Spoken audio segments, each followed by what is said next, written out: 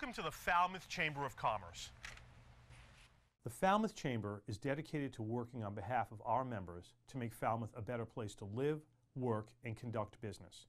We are committed to developing the economic, cultural, educational, and civic interests of our community and welcome the support from all organizations to achieve our combined goals. Whether you call Falmouth home, are a summer resident, or a visitor, we hope you take advantage of all that the Chamber has to offer.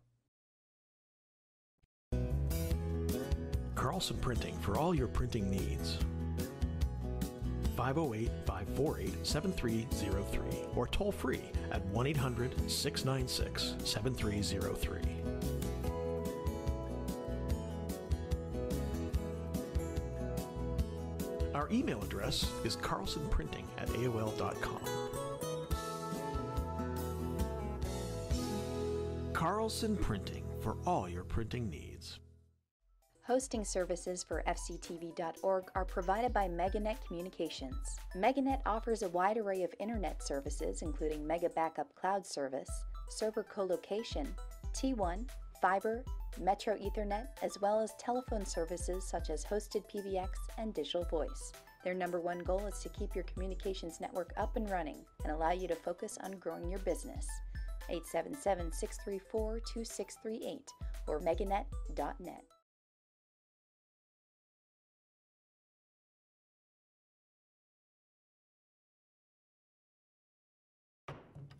Welcome everyone to the January 14 Board of Selectmen meeting. We're going to start with a Pledge of Allegiance. Please rise. I pledge allegiance to the flag of the United States of America and to the republic for which it stands, one nation, under God, indivisible, with liberty and justice for all.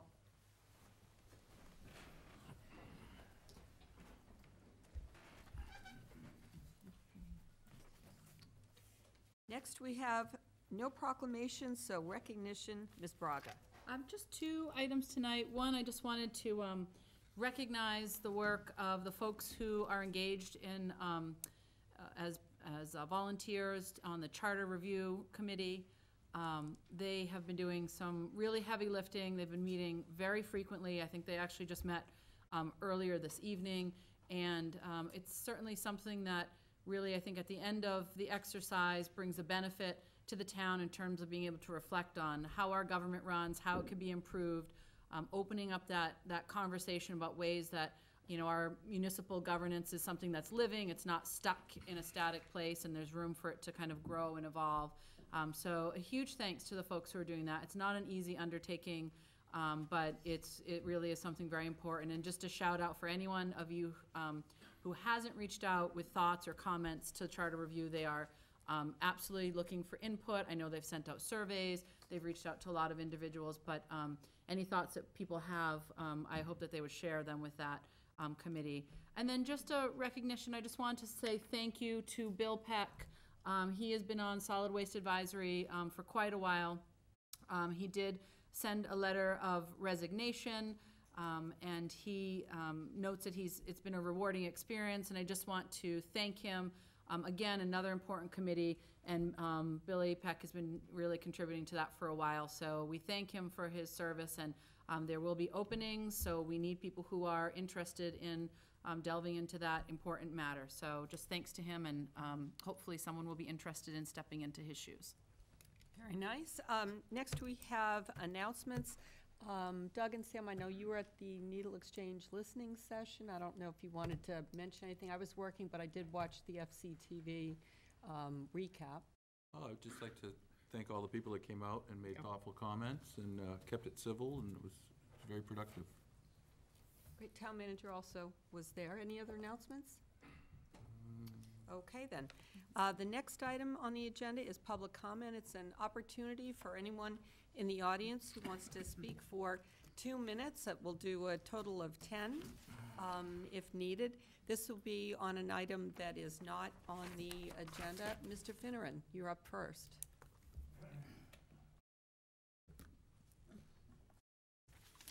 Mark Finneran, Precinct 6. I'd like to say I was at the listening session on Saturday, and it was unfortunately, quite accurately described on the radio this morning as eyewash. If you paid attention closely to the chairman of the Board of Health, she admitted to us that she knew of the address of that location in October, which really doesn't jive with what we've been told, and obviously, by the spirit and the letter of the law, would make it a violation of the open meeting law. When that complaint is upheld, as it should be, in legal speak, the letter from the Board of Health would become fruit of the poison tree and basically null and void. And I'd just like to point out that anybody who endorses this needle exchange and pretends they also endorse affordable housing is really kidding themselves and everyone in this town, because they are in direct conflict with one another. And that's borne out by the number of sober houses for profit we have in this town.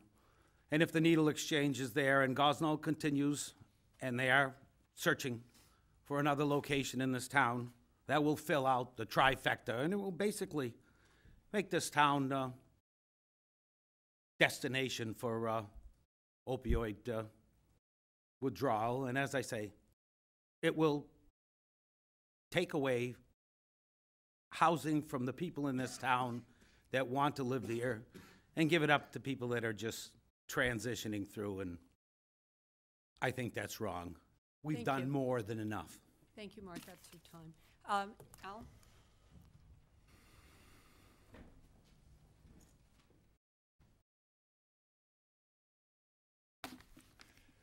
Thank you. Welcome. Hello, my name is Alan Robinson, and I'm a resident of Falmouth. Thank you for this opportunity to speak. My purpose is to inform the board and town administration of a small group of Falmouth residents who have recently committed to work together on a widely recognized town problem, litter. Our name is the Falmouth Litter Reduction Team. Our vision is the elimination of litter from Falmouth's roadsides, parks, beaches, and waterways. Our strategy will be to partner with individuals, organizations, and businesses, and town government to identify, develop, and implement remedies for litter reduction through awareness, legislation, and hands-on activities.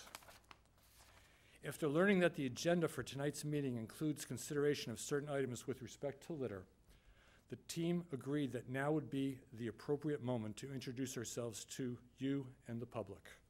Our team members are myself, Bob Pritchard, Don Mallinson, Jed Goldstone, Malcolm Donald, Mark Burrows, Paul Spear, Peter Hargraves, Peter Wasdorf, and Ron Clattenburg. We look forward to partnering with you and all members of our community to achieve this vision together. And thank you. Thank you. Barbara?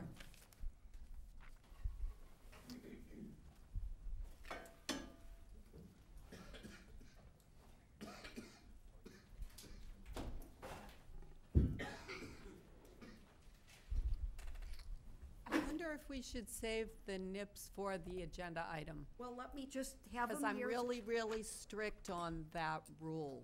Okay, as in, It's an agenda item. So you can, okay, so I you'll be can't speak called about on, litter? you'll be called on at the agenda item. Okay, what about other litter? Okay, since Alan announced the group, certainly that's a delineation. Okay, so I just wanted, in addition, forget the nips, I'll do that then. But what I really want to stress is that I just spent, I'm Barb Schneider, by the way, and resident of Falmouth and Precinct 4 captain. I just spent 4 days trying to rescue a seal and give it a chance in Quistit Harbor. And at the end of the day, after those 4 days, that seal had to be put down because air had filled its cavity and collapsed, most likely collapsed the lung, and that could be possibly from a torn esophagus from ingesting plastic. So I'm here because, for so many reasons, I want to see us be a strong leader in what we reduce, in what we put in plastics in this town, and then hence into the ocean. And one of the things we can do is do something about straws. I was recently lucky enough to travel to Zambia. Oops, also on the agenda. Straws? Yes. Oh, sorry, good. And these are good. I didn't even see that. I've got everyone on the edge of their seat. Nips Okay, and straws. but so just, this is the litter that I picked up between the entrances of Sandcastle Drive on Brick Prim Road this morning. And we are fortunate enough to have Pat Thrasher, who walks the street every day and collects garbage. So this is post already being picked up litter. That's just between two little streets and one tiny part of our town. And I hope we can all realize where that's ending up and what we should be doing about it. And so I hope we can continue to work together, all of us. We all have something to do here. And I come from the ocean part of it and saving the animals. We've already messed them up enough. But let's try to do what we can about these. Thank you. Next, come right up. We have time. This is the last.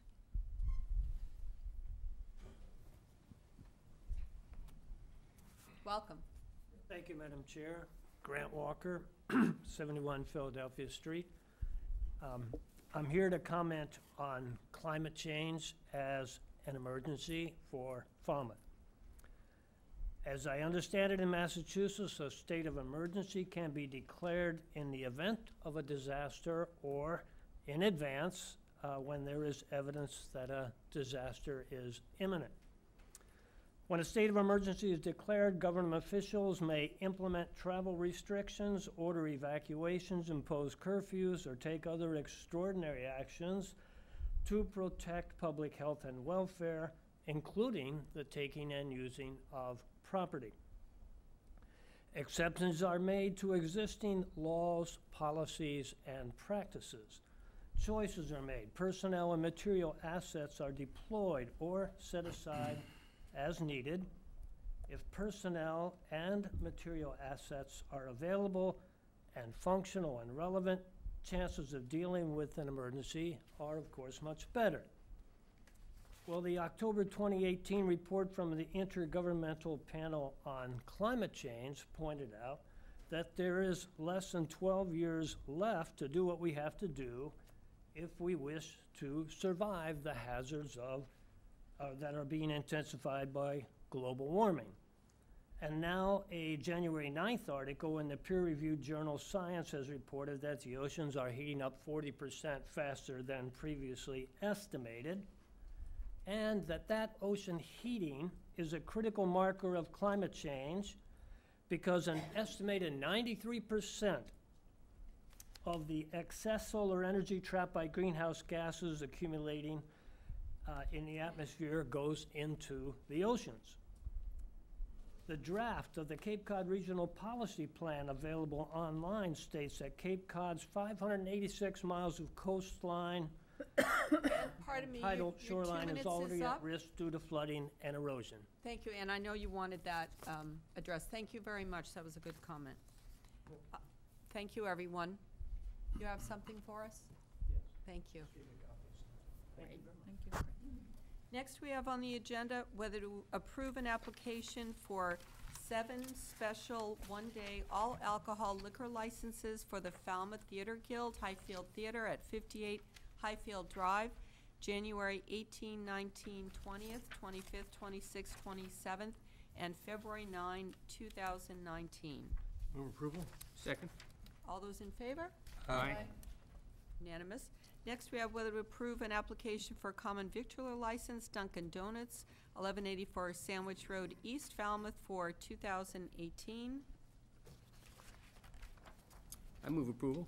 My Second. question I have about that is the packet we have in our packet is a license for 2019. And I'm not Yeah. sure if we're approving retroactively last year's and then also in the future. Right.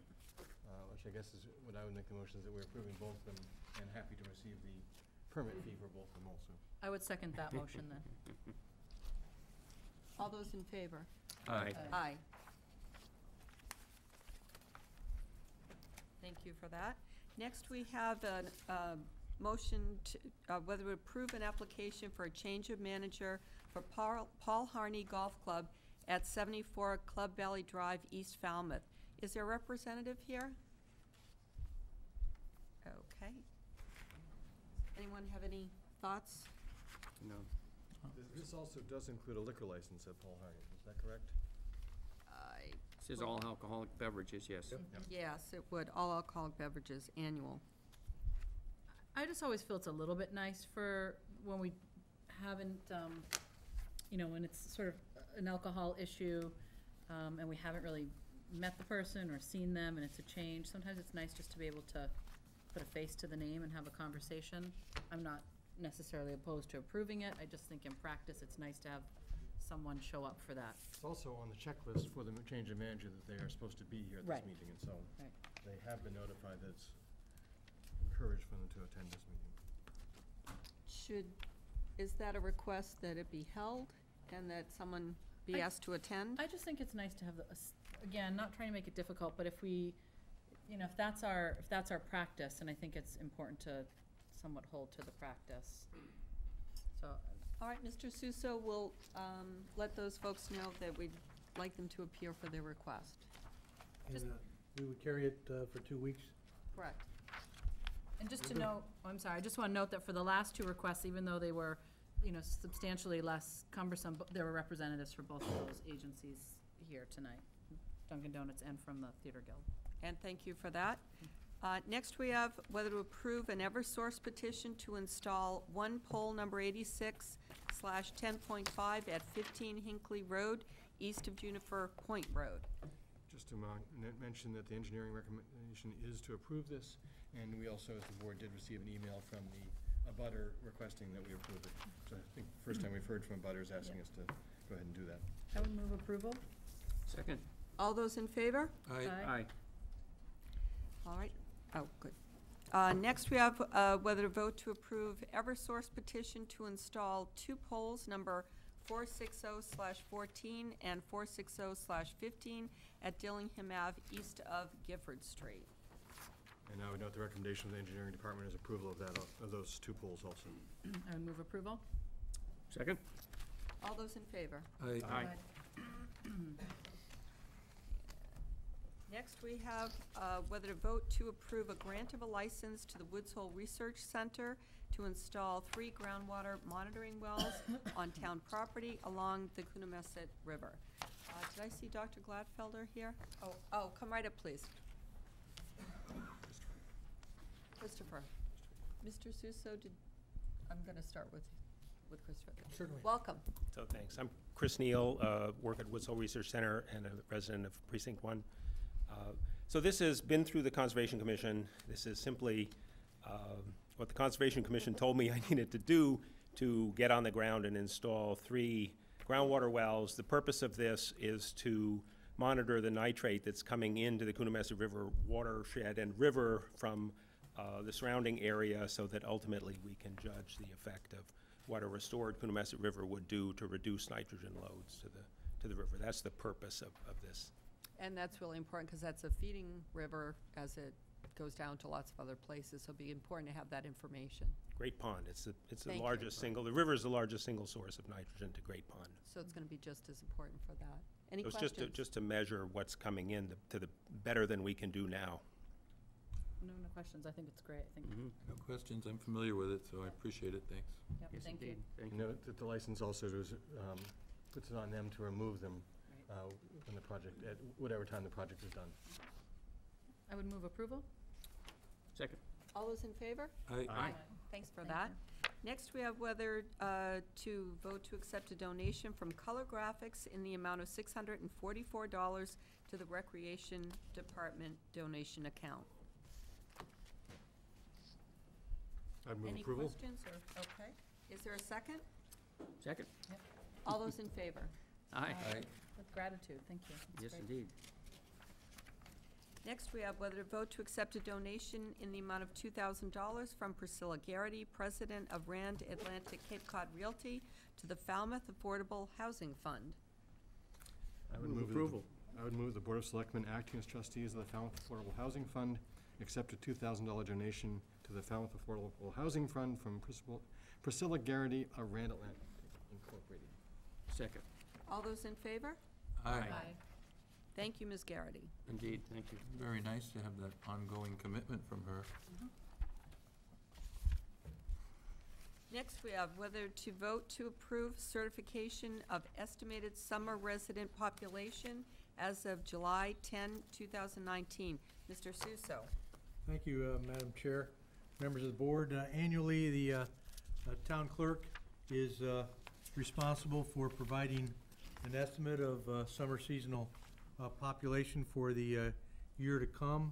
In fact, it's effective with a targeted date of July 10th, 2019, and the town clerk's estimate is 83,397 for a potential action by the board to affirm. Any questions, comments? I would move that we accept the recommendation of the clerk and affirm the population for the summer of 83,397 people. Second? All those in favor? Aye. Aye. Next, we have whether to vote to support the Town of Bourne application for bikeway extension funding. Is anyone here from Bikeways? I think I saw Patty. Oh, come right up if you like.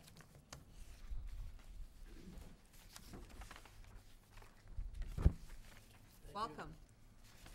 Tim Shea, the Bikeways Committee. It's the Town of Bourne and their committee is obtaining funding to do the engineering on what they call Phase 1 of their extension of the Shining Sea Bikeway, that being from starting near the canal, excuse me, working about 3 miles south.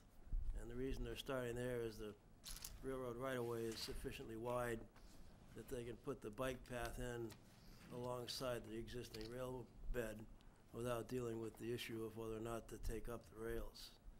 So we discussed that, we voted unanimously to approve it, and the Bikeways Committee, and requesting the board to approve as well. And there's a letter drafted that's We with saw you. the proposed, Okay. yes. Any questions? I'd attempt to answer them. Sam? No, I was gonna make the motion, so. Oh, go ahead. Okay. Go ahead then. I move we support the town of Bourne's application for funding the design of a shared use path adjacent to the existing rail line, rail to trail, that preserves the operational integrity of the existing rail system. Second? All those in favor? Aye. Aye. Thank you. Thank you. Thanks for that. Next, we have whether to vote to accept a donation in the amount of $3,500 from Walmart to the Police Department donation account to be earmarked for the Hidden in Plain Sight trailer. Mr. Suso, what's the Hidden in Plain Sight trailer? Yeah, thank you, Madam Chair, members of the board. The Hidden in Plain Sight trailer is really a community activity, educational forum put on by the police department in which they share with parents of Falmouth students drugs and other kinds of problematic items that can be quote-unquote hidden in plain sight in children's rooms in homes throughout this or any other community. And it educates parents in being more vigilant in working with their children to ferret out and be aware of the potential scourge of drugs and the possibility of them creeping into their very own homes. Thank you. Any questions from the board? No? Is there a motion? I would move approval. Second. All those in favor? Aye. Thank you very much, Walmart. $3,500, that's pretty generous. It is. Next, we have under recurring recommended events, Dive into Recovery Polar Plunge, Gosnold Inc. at the Falmouth Heights Beach for Saturday, February 9, 2019. Is Gosnold here? I think it's actually been moved to Saturday, February 23rd. Ah, thank you very much. February 23rd. Welcome. Hello, thank Hello. you. So, my name's Amanda Marcotte. I'm the alumni coordinator at Gosnold. This is Liz DeLacour. She's our event coordinator. So basically, what we're searching for is to hold the event again on the 23rd. It's our second annual Dive into Recovery Polar Plunge held at the Heights Beach. We're anticipating 60 attendees, including participants and their families, spectators. And what else would you like to know? You list as a rain date of Saturday, March 9th.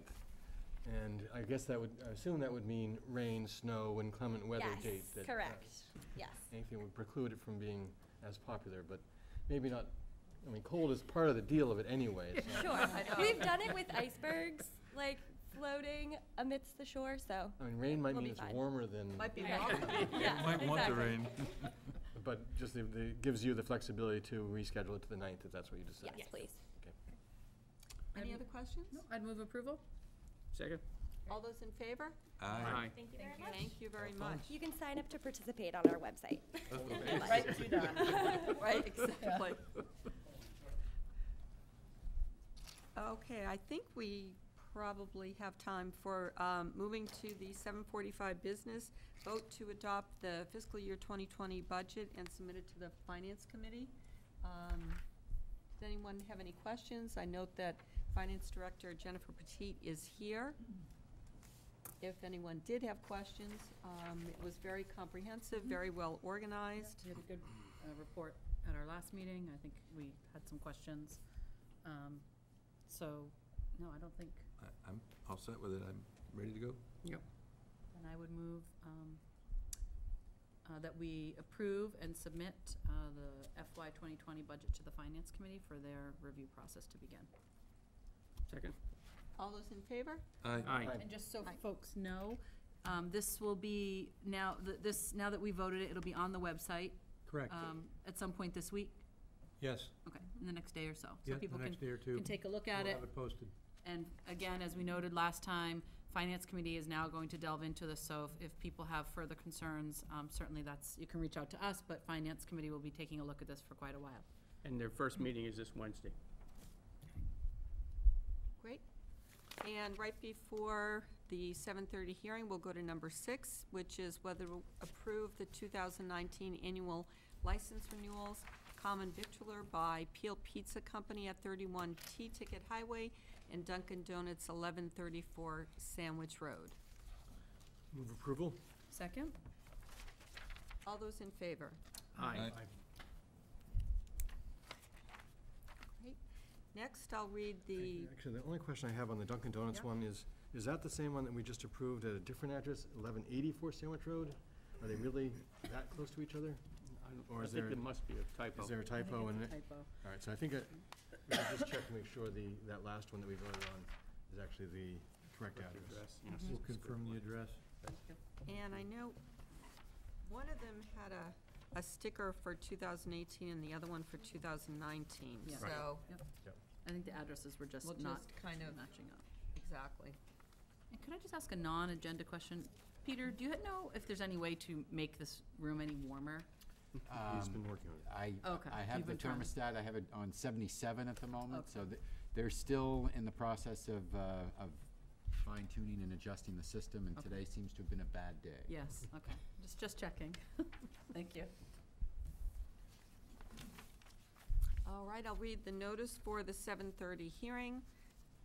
In accordance with Section 22 of Chapter 82 and Chapter 80 of the Massachusetts General Laws, the Board of Selectmen will hold a public hearing on Monday, January 14, 2019, at 7:30 p.m. in the Selectmen's Meeting Room, Falmouth Town Hall, to consider the layout of Captain Davis Lane from Davisville Road to Dead End. That's 1,096 in length, 40 feet in width, and Winthrop Drive, Seacoast Shores Boulevard to Eastwater Drive West, that's 770.7 feet, width 40 feet, and to vote as a townway and to vote any betterment assessments. Any person interested or wishing to be heard on the proposed layout and taking of this road, or wishing to be heard on betterments to property owners receiving benefit of the improvements to the roadway described, should appear at the time and place designated.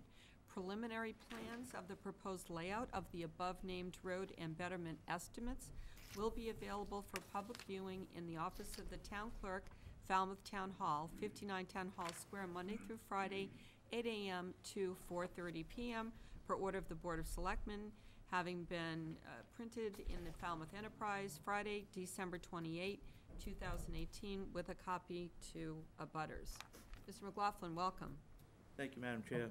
James McLaughlin, Town Engineer, and we have 2 roadways that we're proposing for acceptance at the Springtown meeting. The first is Captain Davis Lane, which is located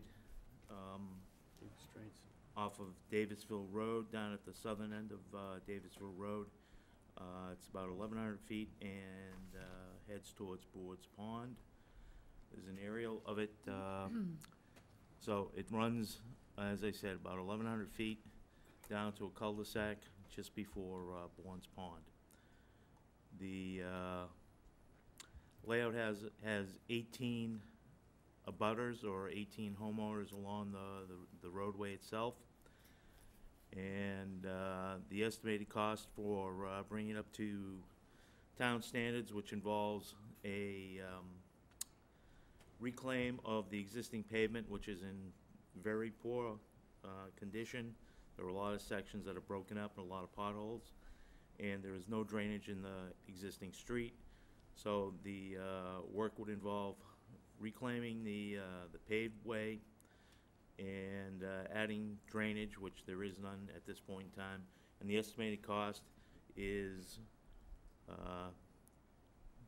$265,000 more or less, and spread out between the 18 homeowners results in a betterment of $14,731. Naturally, this is what we consider to be an upper limit, and we would hope to be able to do it for a lot less than that. But just to be safe, that's the number that we're proposing, and then once the work is done, of course, we'll be back before the board to set the actual number based on what the actual costs incurred are. And the betterment actually can't be higher than that by law. That's Right. the highest we can charge. And then once the actual figure comes in, it will be either that or below, but no chance of it being higher. Is that correct? Right. So this is a very conservative estimate on our part. And that's it for Captain Davis. So what we'll do, if you don't mind, is we'll just look for comment on that, we'll do one at a time. Could if you that's- Could you go, I'm sorry, could you go back to the other side? Did it say how long it's been waiting? Is that what that number, 18 years was? No, what was that? I thought I saw on the next No, that- slide. Is that the number of residents? No, That's okay, the number all right. of lot owners Okay. along the street. Do you know about how long this? That one I don't know. I know that it was on a town meeting warrant probably 7 or 8 years ago, and at the last minute withdrawn for lack of funds. So it's been around for a while. Okay. The homeowners had previously prepared the taking plan, which is this here, as well as the legal description that's in the packet. And both of those come at a considerable expense, and it's the town's policy that we require the homeowners to pay that up front.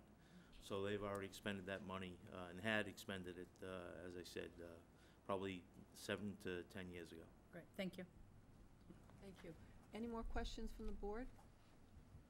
Is there anyone who would like to speak in favor of this proposal? Seeing none, is there? Oh, hi. Step right up, please.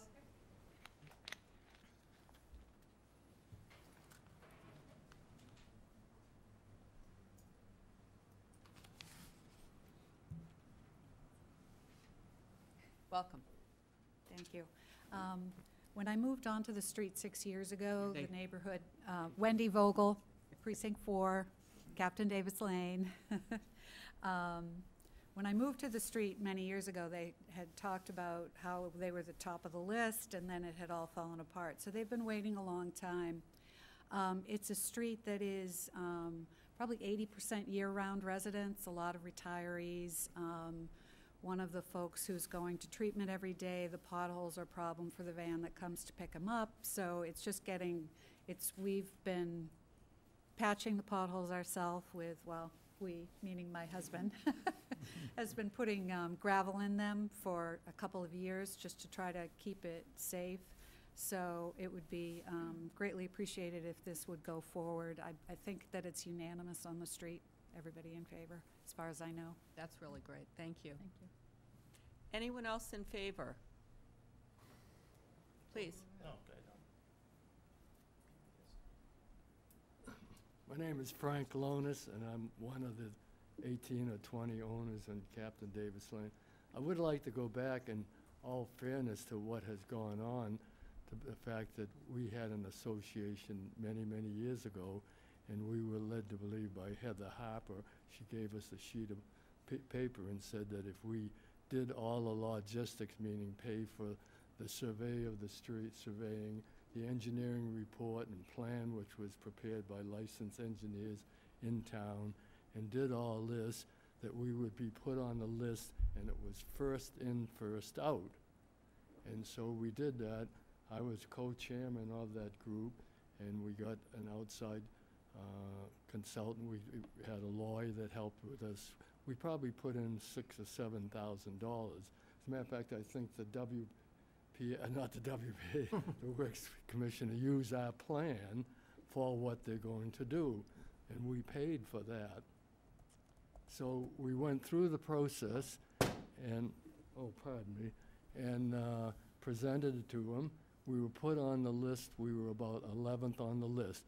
The rules which she gave us in writing on a piece of paper, I'm talking Heather Harper, who administered this, said it would be first in, first out. Well, we progressed over the years, and we were about 5th place. And then they changed the rules. All of a sudden, she allowed the DPW to pick whatever they thought was the worst roads in the town, and they spent the money, which was, as I remembered, was co-shared by the town and the state, to pay for this. So then we sat there for about 5 years. And again, I don't know all the details. I'm not involved in all this as far as the town's things, but I believe part of it was shared by grants from Massachusetts, and I think the town paid some, but I guess Massachusetts decided they weren't going to pay anymore, so the plan was stopped, and that was the end of the plan, and all our investment and our time went down. And I think just in fairness, you should consider that too. We did a lot of work and spent a lot of money, and I think there should be some fairness in the consideration. Thank you for hearing me. Thank you. Anyone else in favor? Hi there. Mark Maragni, 17 Captain Davis. The road really needs help. Before the Vogels started helping with their patching, we patched it ourselves, and it just got to a point where it has to be done. We tried to keep it as a private street. That didn't work. So we really appreciate the consideration, the work Jim did, and if you could make this happen, you'd make a lot of people happy. Thank you. Anyone else in favor? Seeing none, is there anyone who wants to speak against this proposal? I move we close the hearing.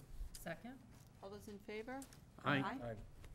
And so with respect to Captain Davis Lane, what would be the board's thoughts? I would move that we approve the taking of the public easement for the layout of Captain Davis Lane as a public way in the town of Falmouth, as shown on the plans prepared by the town engineer and filed with the town clerk, and to access the betterments for 100% of the costs associated with improvements thereon, which are estimated to be $14,731 for lots abutting Captain Davis Lane. Second? All those in favor? Aye. Right, next, please. Thank you, Madam Chair. The second street is Winthrop Drive, the western portion of it, and that's located off of, I'm seeing this in the light, off of Seacoast Shores. It runs from Seacoast Shores down to Edgewater Drive West. And you can see from this aerial, Winthrop is this road right here. It's unpaved. Most of the abutting roads or the adjacent roads are paved. Seacoast Shores is a public way. This section of Edgewater Drive is also a public way. And what's happened over the years is the erosion along the roadway here goes down to a catch basin that's located here at the low end of the road, and then enters a drain line that dumps out into the estuary. And you can see in this area here where it's clouded in a little bit of a different shade, there's a fair amount of the road that's ended up in the water. So from an environmental perspective, it's an issue. There's also a section in this area right here that over time we've regraded this road a number of times, and there's an issue with a gas main being exposed in this general location, which of course is a very dangerous situation. So we're looking to also improve this road, and this layout is approximately 800 feet. The two lots down at the Edgewater Drive have already been bettered and are not included, but the remainder of these lots along here right up to Seacoast Shores are. And the estimated cost to bring this road to a paved way with drainage, and part of the drainage would be to install leaching catch basins at the low end of that road to prevent that water from running into the main body of water and leach it instead into the ground. The total length, if we're looking at the frontage on both sides of the road, is 1,305 linear feet, and the estimated cost is $263,000. So based on a per lineal foot basis, the cost is about $194.10 per lot, per frontage, per lineal foot of frontage. All the lots, with one exception, which is a double lot, have frontages of 72.5 feet. So with that one exception, all the others have a betterment cost of $14,072. And that's it. I've got some other comments to make on future roadway takings, but that, of course, is after the hearing is closed. Yes, thank you very much. Nice presentation. Any questions from the board? So I guess that would include resetting that gas line at a lower height? No, a lot of the cost involved is bringing in material to build the road up. As of over time, all of the erosion that's occurred, the roadway itself is significantly lower than all the driveway aprons. So we'll have to bring in a fair amount of material to bring it up to grade, or bring it up to an acceptable grade where we can match those driveways. And we'll provide adequate cover over the gas line when we do that. I gotcha. Thanks. Great. Is there anyone here who would like to speak in favor of this taking? Ma'am?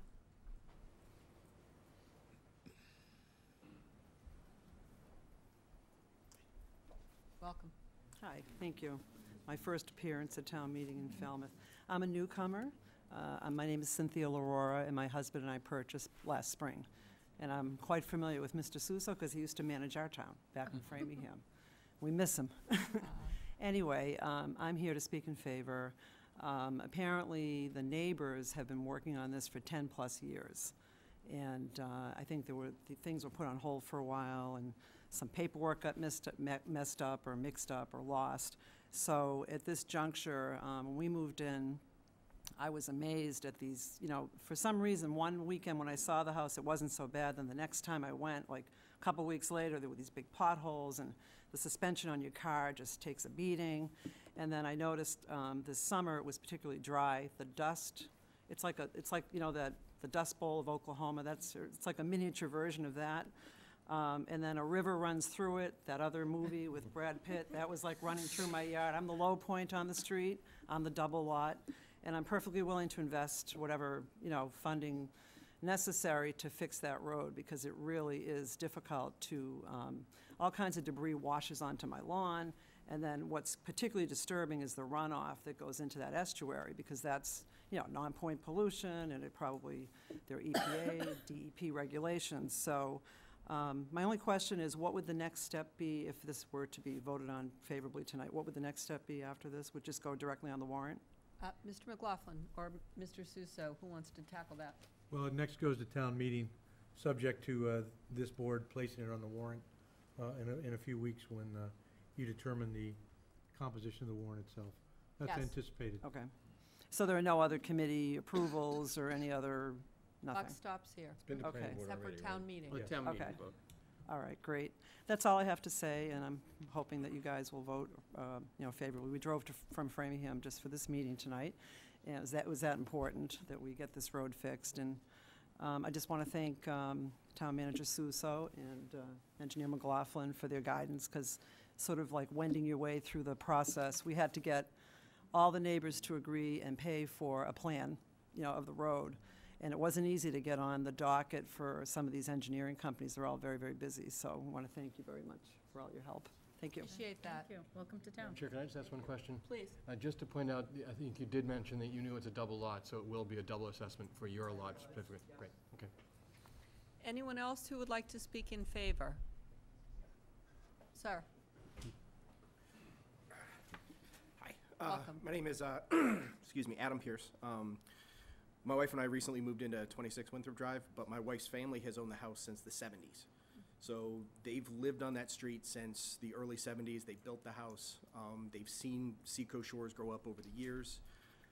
What I've noticed in the last couple years with all the grading that's going on, the road seems to be getting lower and lower and lower. This last time there was a 6-inch difference in the grading in my driveway.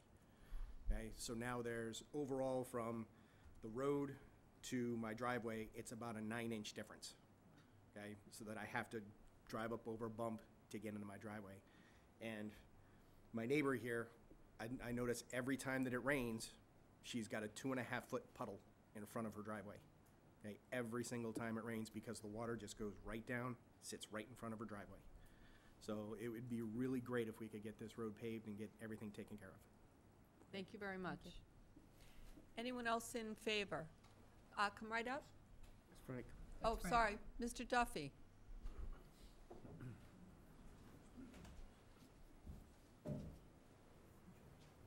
Madam Chair, it's Frank Duffy, Town Council. I'm not in favor or against, but I just want to correct something that was said. The lady over here asked, is there another hearing? Well, there is. You have to refer it to the planning board, and they have to make a recommendation. So there'll be planning board hearings between now and town meeting. I think that's already been to them. Yeah, I thought Has the it already planning been board there? already looked at this, so. Okay. I think I we didn't just know did if it in had the been, opposite but- order, yep. Okay. If, Then we do have a positive motion from them, a favorable recommendation from October 17th from the planning board. So good, we are past that step. Anyone else in favor? Seeing none, is there anyone else against? Move we Anyone? close the hearing? Second? All those in favor closing the hearing? Aye. And what would be the board's pleasure on this? I move to approve the taking of Winthrop Drive as public way in the town of Falmouth, as shown in the plans prepared by the town engineer and filed with the town clerk, and assess betterments for 100% of the costs associated with improvements therein, which are estimated to be $14,072 for lots abutting Winthrop Drive West, and $28,144 for the 17 Winthrop Drive property. Second? All those in favor? Aye. Aye.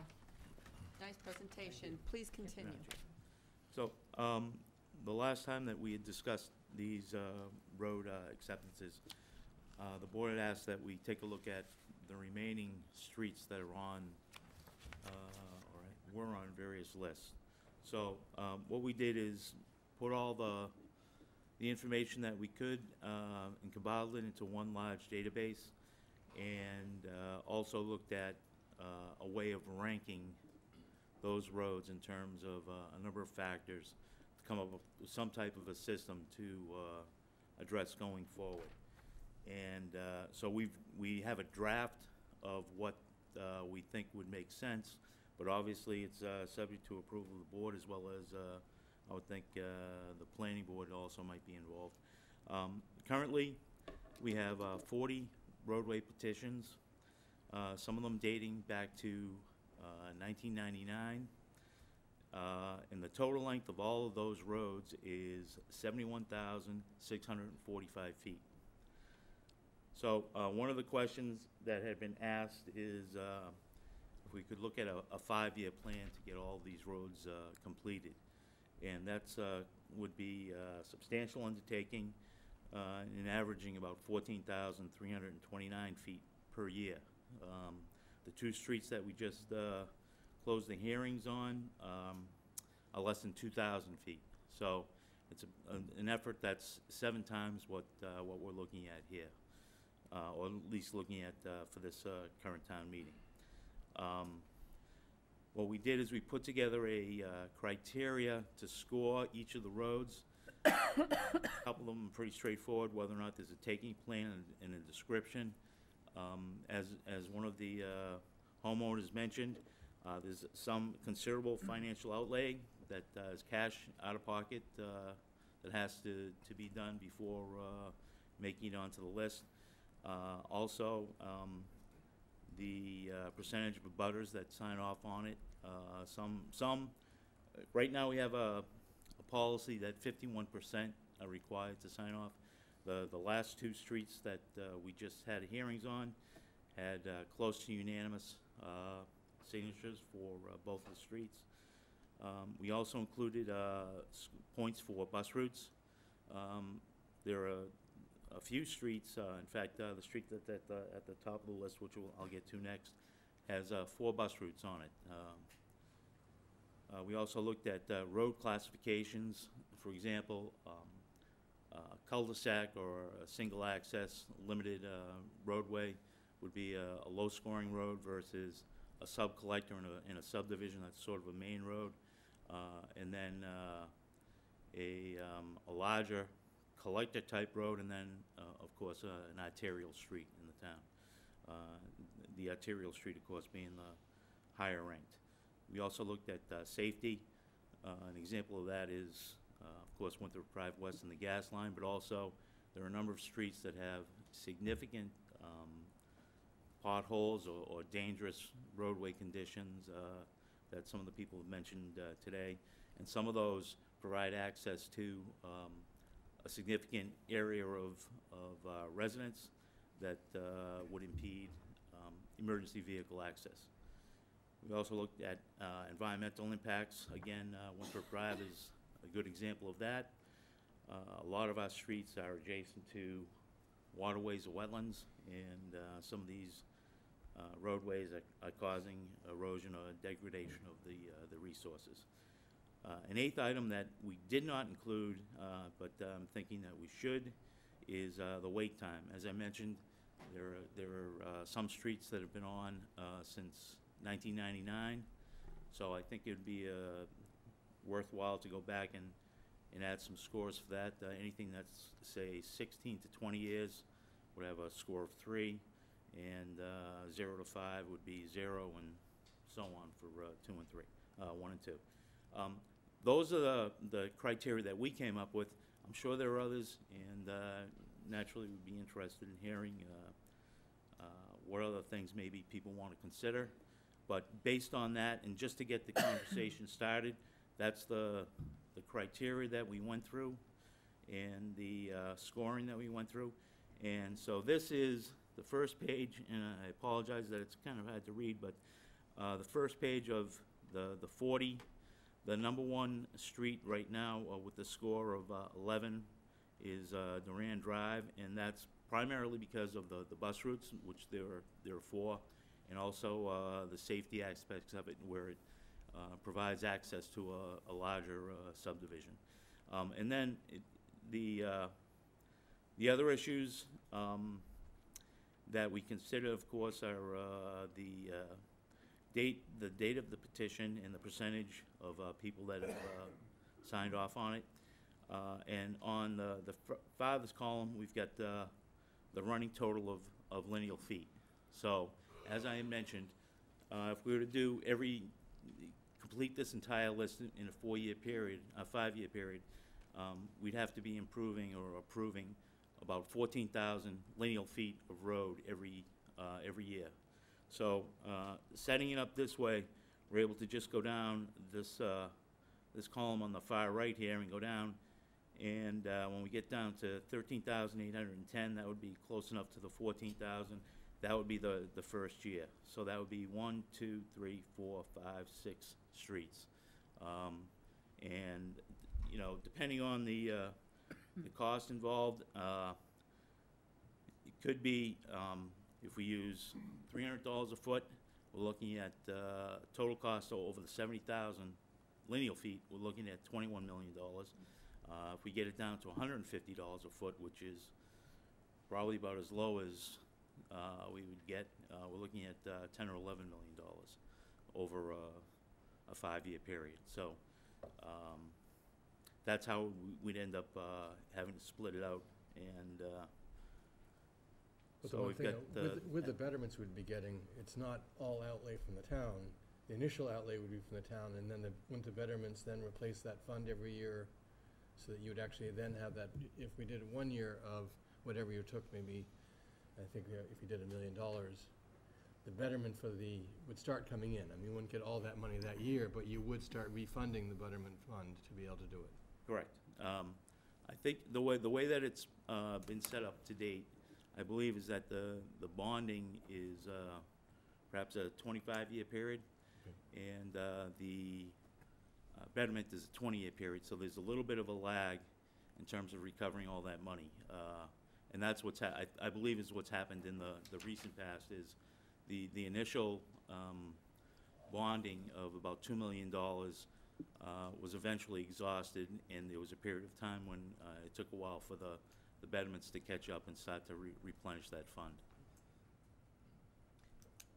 Any other questions? Sam? So is that actually what's pacing the taking of these roads and the improvements? It's just that that reserve that we have available to do this work, I think to borrow against? I think the last estimate, I believe there's over $1 million now in the account, maybe even close to the $2 million amount. So there is money available to move forward, do some of them, certainly not all of them. The estimates for the two roads that we just considered this evening is about $500,000. So at that pace, we'll probably, and naturally, those are high estimates. We certainly expect to do the work for less than that. Maybe it's $300,000, but you know, within a short period of time, we'll run through that. Even if it's $2 million, there'll be 7 roads, and we'll be back to having to wait to build that fund up again. So it really is the available funds to support that betterment process? Yeah, I believe that's what caused the recent gap over the last several years where there wasn't much done. There were a few streets taken, but not many. Doug? I think we ahead of me. Other Doug? Maybe a question for our finance director, and this would be something we would actually not in the operating budget, but increase a capital expenditure if we wanted to increase the fund instead of just using betterment, but taking either certified free cash or something to Well, increase it. really, yeah, I mean, so we have a betterment fund that was set up with special legislation a number of years ago. So the thought is to, you know, we had a borrowing authorization about 3 or 4 years ago, about $1 million, and we've almost exhausted that. So after these 2 roads, we probably will have to go back in and borrow again. So the issue here is that you're expending money up front, and you're not recouping it for another 20 years. So it's kind of set up as a revolving fund, but you really have to borrow the money up front and then recoup it. And an analysis really has to be done on these roads and future roads. I mean, you know, if you were going to, in over 1 year, spend $10 million on roads, or like even 3 years, you're looking at a significant borrowing authorization and probably some sort of impact that needs to be analyzed. But after these are taken, we'd have to go back into town meeting for another authorization. So we'd really need to look at, this is the first step in the 5-year plan, really need to look at what we can handle without a tax impact over the next few years. My question is, would it be an operating budget issue or a capital budget issue? It's, I mean, is it more likely to be a November town meeting or an April town meeting? usually it would be done in April. It's a borrowing authorization, so. We can do it in April and November. But if it's borrowing, then we have to have the town vote on it anyway, so. Yeah. Doug, and then Megan, and then Sam. That's pretty much the same question. What would be the way to fund it? So. Megan? I just want to say thank you for putting together this criteria. I mean, I think one of the things I know we hear all the time from folks who ask questions about this, and it's really hard to give kind of a definitive answer on how a road is, you know, sort of how it comes up on the list. So I think, you know, to have some sort of metrics like you're proposing, whatever we end up using, so that, you know, so that developments can have a sense of these are the things that they need to do. This is why, you know, may be on a list for 8 years, and somebody that's been on for 6 years might end up getting their road done sooner. I think it's a helpful, you know, helpful to have, and I would hope that once we sort of get to some decision about how we rank these, that kind of information would be available. Because the other thing people, you know, associations do all of this work, and then it's kind of just out there, and they wait, and they have no idea where they are on the list, and I know that they contact us, they contact, you know, the town manager's office to try and find out where are we, what does it look like, how soon are we gonna go. So to have this publicly available, once we sort of sort that piece out, I think would be really helpful for people to understand the process. So, thank you for getting that started. Sam? Yeah, does the betterment actually cover the whole cost of borrowing? Or does the town end up paying some fraction of that? Yeah, it doesn't usually recover the whole cost. There is a cost to borrowing, Yeah. right? So usually when we borrow for this, we would roll it into another issue, so it kind of mitigates the cost. But when we better the roads, it's just the actual expenditure. It doesn't cover the cost of borrowing. Thank you. So just, this is an initial presentation. We wanted folks to have the idea, be able to comment on it, think about the criteria as it's getting, you know, tweaked by the engineering department.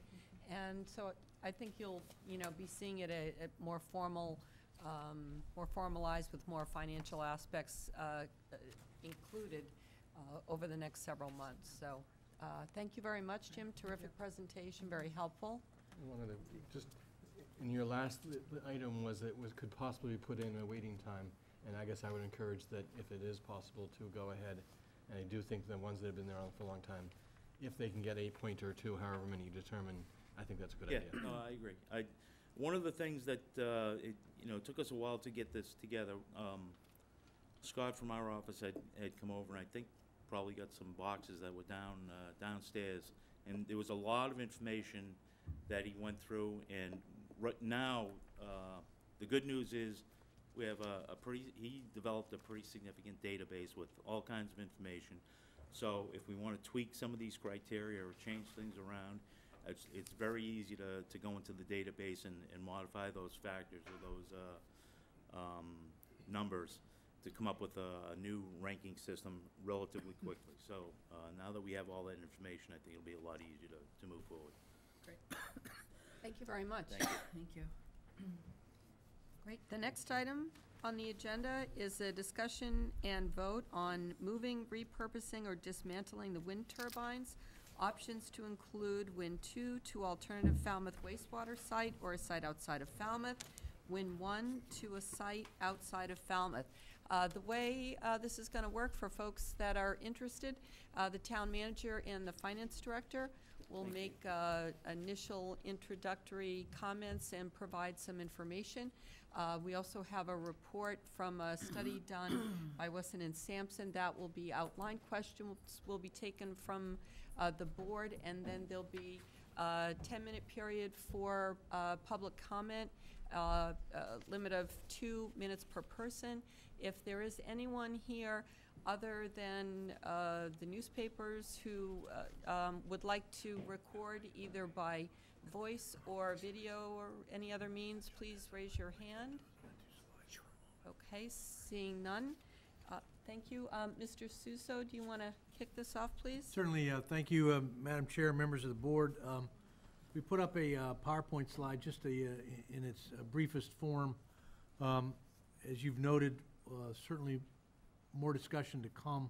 I do want to mention that Finance Director Jennifer Petit is with us here this evening, which I appreciate, and Town Council Frank Duffy, of course.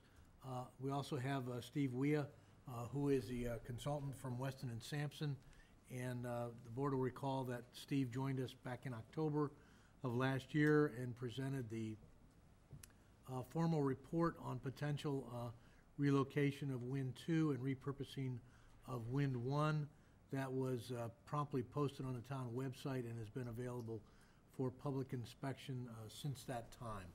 And so we come to you this evening asking for the board's consideration of the further direction, having proceeded to the extent that was authorized through that report, As you will note, want to talk just for a moment about some cost figures, and we have another slide. There is a decision point related, again, just as strictly related to Win 2, this particular decision matrix. A decision point as to whether the board determines that you wish to consider proceeding to the planning board for consideration for a permit to relocate Win 2 on the existing wastewater site. Just following the decision matrix to the right, were you to determine that you want to move in that direction, to seek a permit through the planning board, that would be certainly within their purview. And I want to underscore that the determination you make this evening does not mandate the expenditure of funds. I think we've had some misconceptions from some folks that have inquired of me. Actions of the board just take us in directions of providing additional information and giving you background data from which to make a decision, but no appropriation or expenditure of funds can occur without town meeting vote and town meeting deliberation, whether it be to consider relocating a turbine or dismantling a turbine. All of those funds would need to be set aside. They are not currently budgeted, and those would need to go to town meeting for their determination. And depending on what would be contemplated, if conceivably it would involve a debt exclusion, would need to go to the voters as well. So again, going back, were we to proceed in the direction to the right, if we would consider relocation on the wastewater site, that would result in loan forgiveness from the Clean Water Trust. That is a approximately $3.5 million obligation to the town. As per the Weston and Sampson report, the cost to relocate is approximately $3 million. The projection on the cost-benefit analysis in the Weston and Sampson report is approximately $10 million in revenue over a 20-year projected life. Now moving in the other direction, vertically and down from the top to the bottom of the chart, were determination to be made to defer consideration for going to the planning board for permit. It would move you to the left of the chart and downward. There would be a consideration for potential relocation, in this case again, Win 2, relocation of Win 2 to a location outside the town of Falmouth. Were that to be done, our best costs at the moment would be relocation significantly in excess of the $3 million required to relocate it on site within the town. You would have potentially that payment of $3.5 million to the Clean Water Trust. Okay, I need to find out why that is. Why, if it runs someplace else, would we have to pay the loan, but we didn't have to if we do it here? Because I'm really concerned about that slide being up there, that's an automatic, we have to pay that back to the trust, even though the trust is saying, if you run an energy system, you don't have to pay it back. Right. Why do they care whether it's in Falmouth, Gardner, Virginia? And I just am really concerned about that being there as a fact. Right. It's a great question, Selectman, and I appreciate you raising it. The reason that is there is the relative uncertainty that we have encountered. It is not guaranteed yay or nay whether that would have to be repaid. The only thing I'm certain of, based upon the feedback from the Clean Water Trust, is if it is within Falmouth and operated by Falmouth, we'd be relieved of that obligation. Even though they didn't promise us that if we ran it abated. Even when we were running it 12 hours a day, they still wouldn't tell us whether it would be forgiven or not. Correct, they would not, but they have given us credit toward the hours that we operated within the town. Okay. So based upon that, we have a high level of confidence that continuing to operate in the town at some level, not necessarily 24/7, is going to result in credit toward that $3.5 million, some of which they've shown initially. Keep in mind that the original ERA grant was for $5 million. Yep.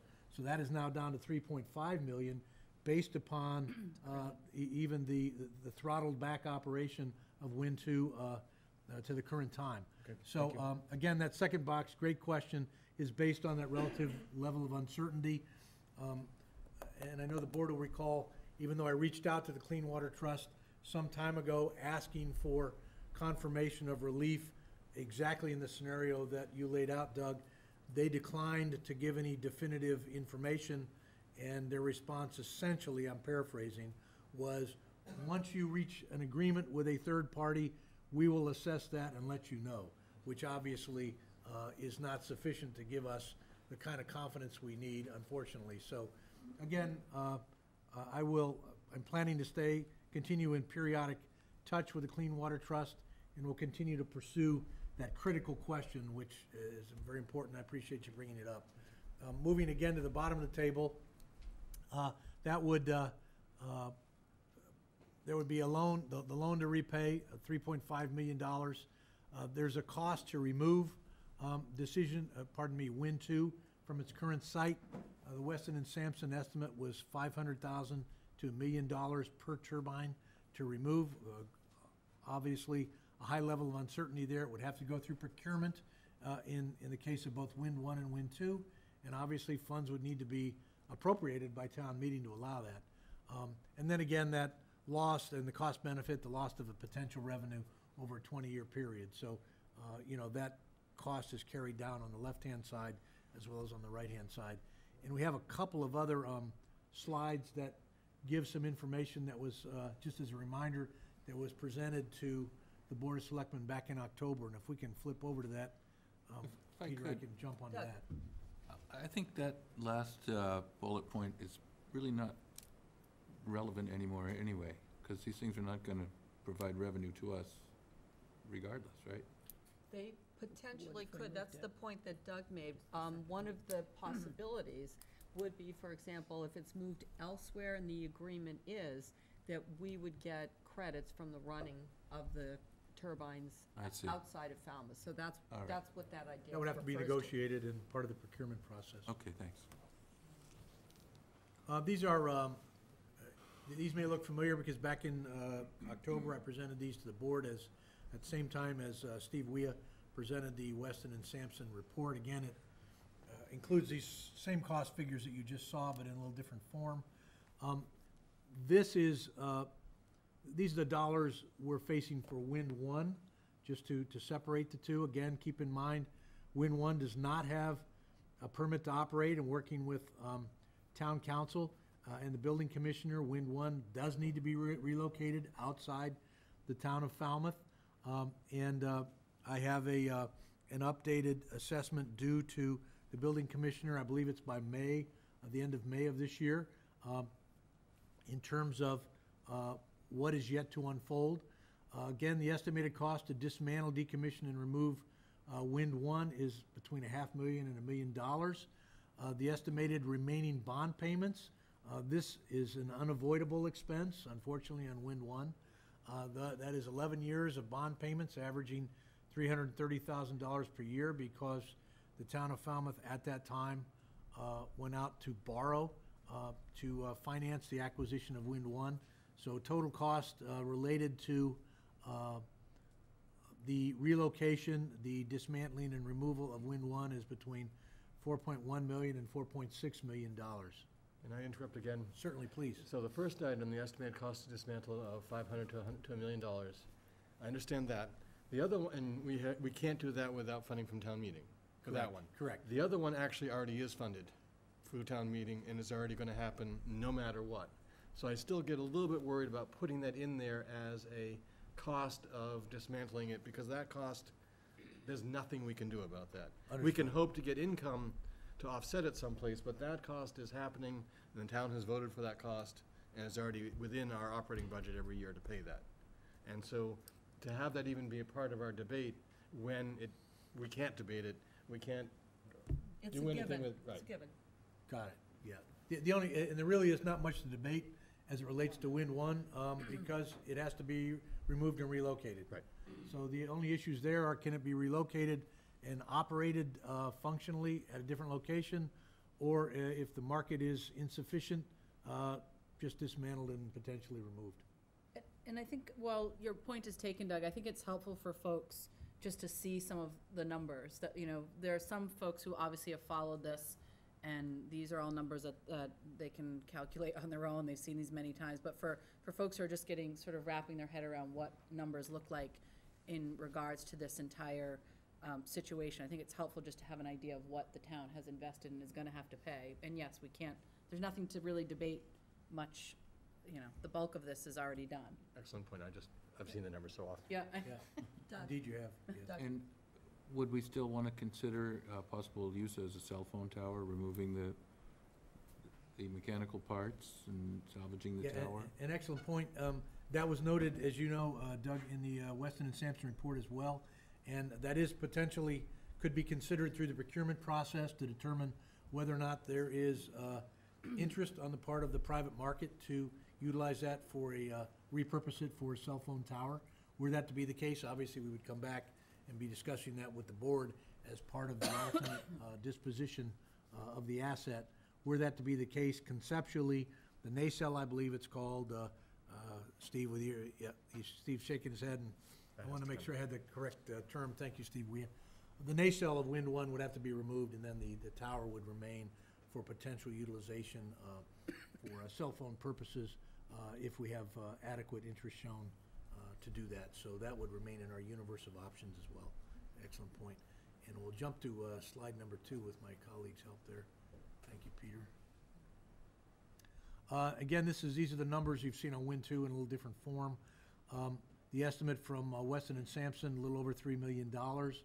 Were it to be, were a permit to be pursued, and were it to be, were a permit to be issued and a decision made and funded to relocate Win 2, that's the approximate cost, a little over $3 million. If it's not relocated on the town site, which we've also talked about, again, the estimated cost to dismantle, decommission, and remove Win 2, essentially the same as Win 1, between $500,000 and $1 million. The estimated payments due to the Clean Water Trust, $3.5 million. And Doug, as we talked about, there is that level of uncertainty as well, depending on where it ultimately is located, if it is functioning as an energy efficiency project, and whether we can secure the kind of level of fairness that we feel is appropriate in terms of the actions of Clean Water Trust. So a total of between $4 and $5 million there. And as I note with the asterisk, further updated Win 2 relocation estimates to an alternative site outside of Falmouth must await supplemental analysis and required procurement. As the board is aware, we've talked preliminarily as possibility for Joint Base Cape Cod, also locations outside the area entirely. But again, those are a function of procurement process. Primary financial and relocation estimates are from the analysis provided and posted from Weston and Sampson, which has been extremely helpful in updating all our costs. And you know, at the end of the day, I just want to underscore for the board, the purpose of all this is to give you accurate information so you can make an informed judgment.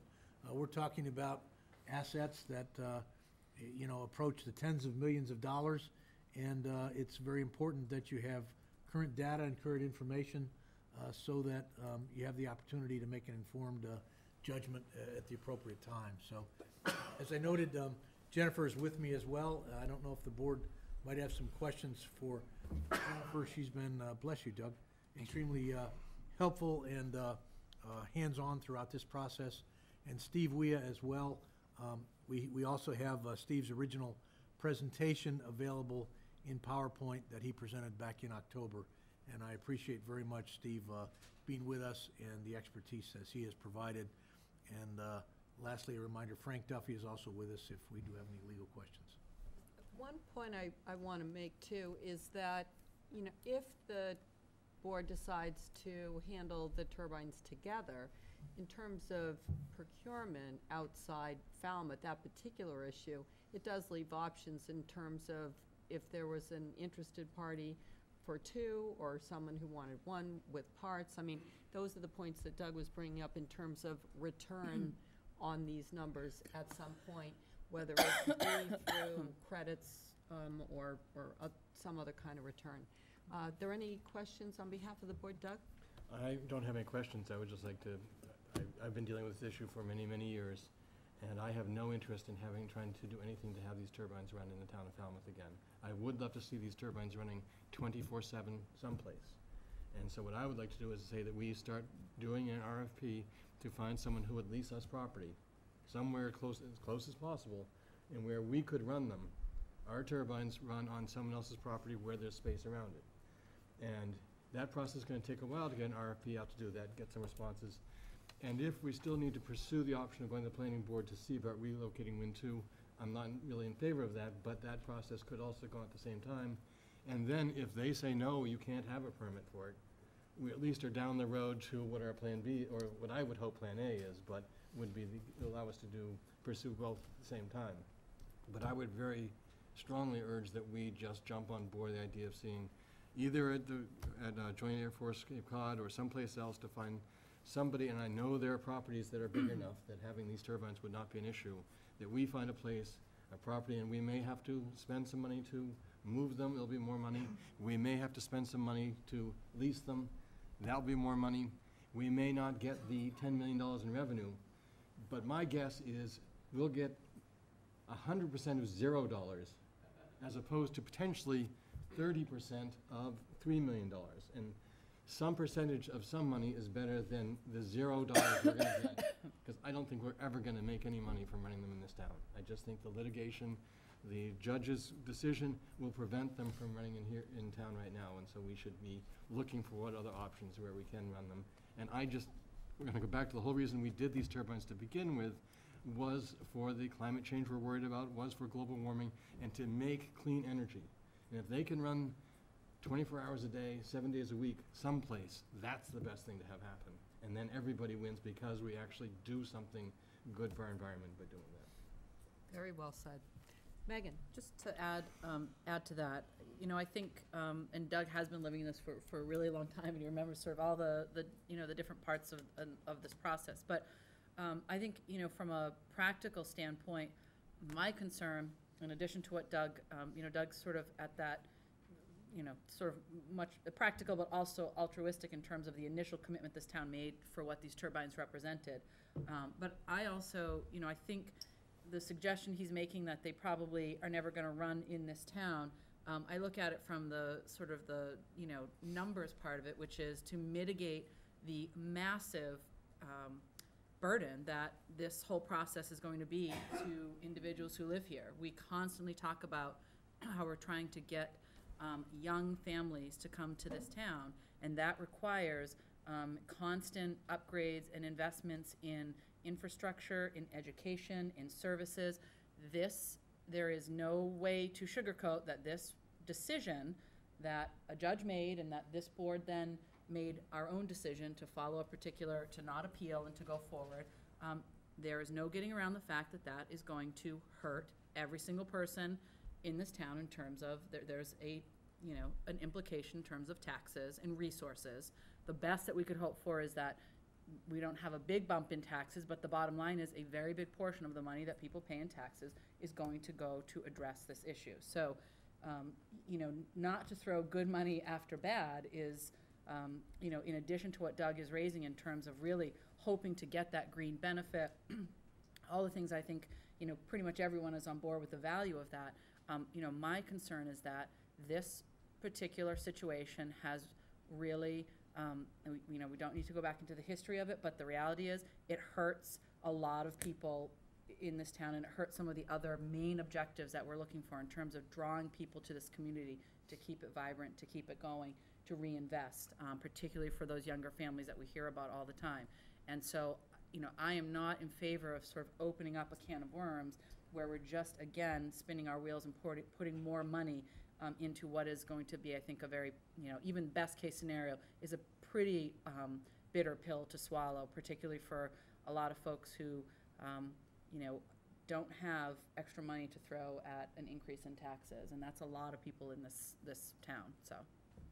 And I think your point has to be looked at in the context of the many initiatives that we've heard in our listening sessions, whether it be fields or the presentation we just had on roads.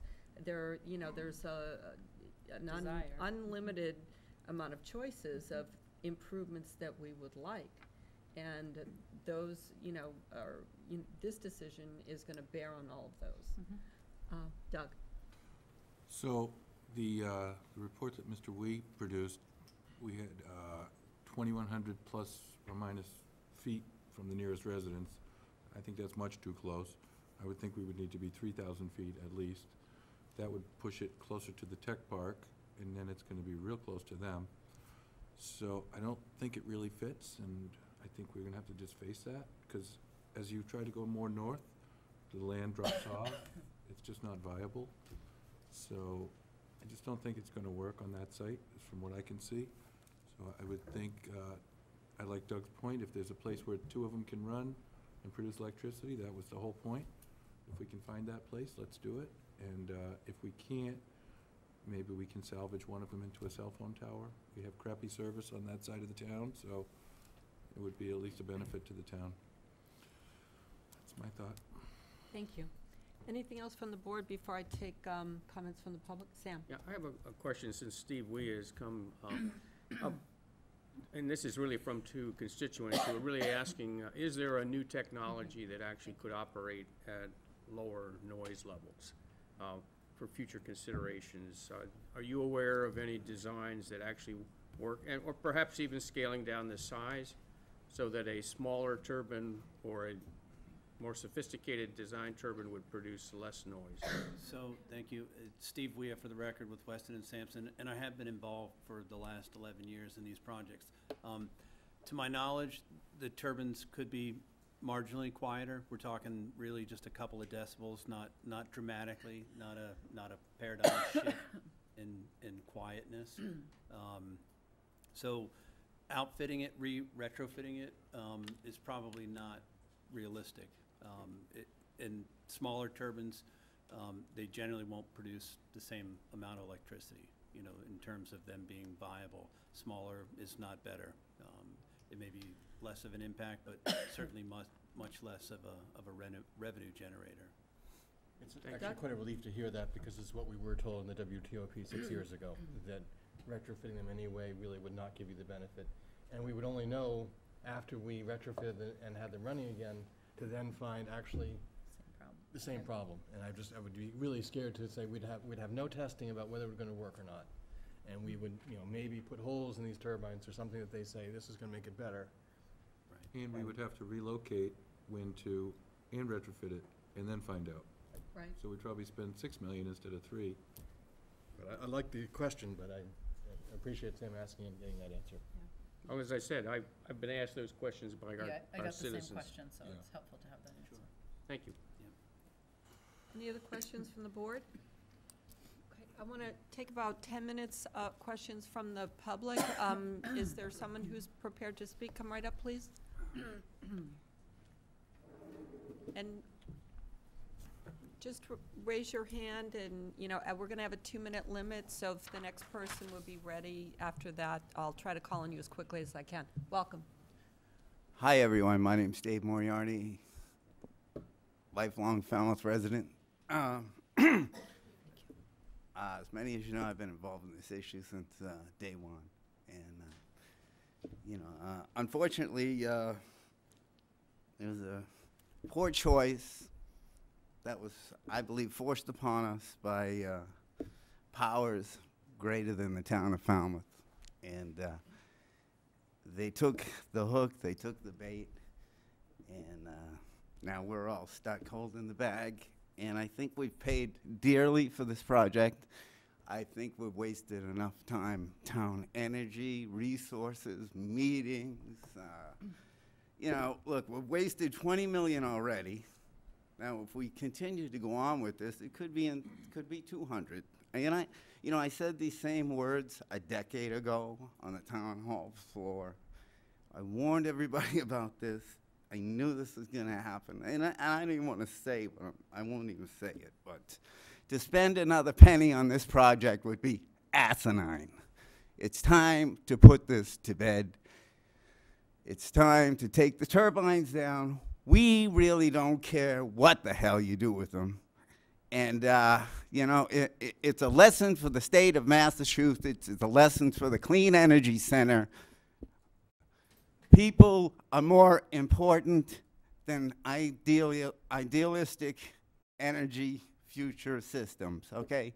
human beings, flesh and blood, is more important than trying to save the planet. Human beings first, planet second. Thank you very much. Thank you. Any, Mark?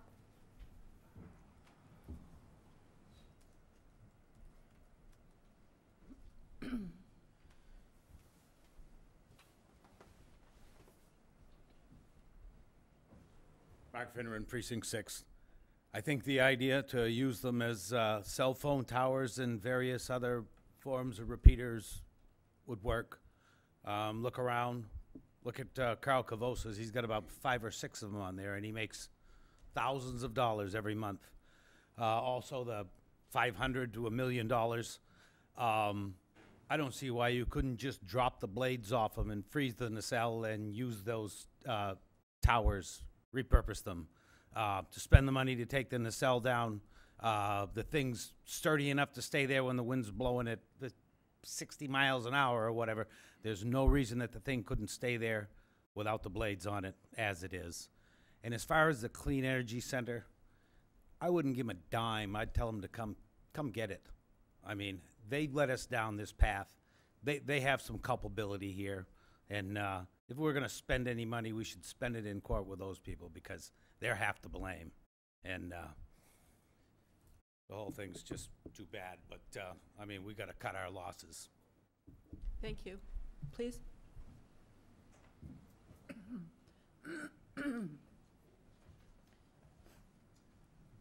Hello, Peter Hargraves, Precinct 9. I just want to ask a question for understanding. I think the answer came out of the discussion up there, but did I hear that as we analyze this option of moving the one that is possible to relocate from a legal standpoint, that we really have no assurance that its performance is going to be within acceptable parameters for the people who live in that area? Because until we actually install it and put it up, we won't know. There's no model that's good enough, and there's no assurance that it would meet the needs of, low enough infrasound or other sound. That discussion was in relation to smaller blades.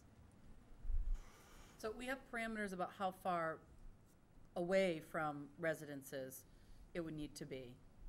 That came out of the judgment that we got in court. But we don't, because we haven't placed it and we haven't done an analysis about a specific site, which obviously I'm not the expert and we have an expert here that can speak to it, but it has to do with of where it would be located, the topography, the elevation. So we haven't picked a site and said, let's run some tests, on that specific location.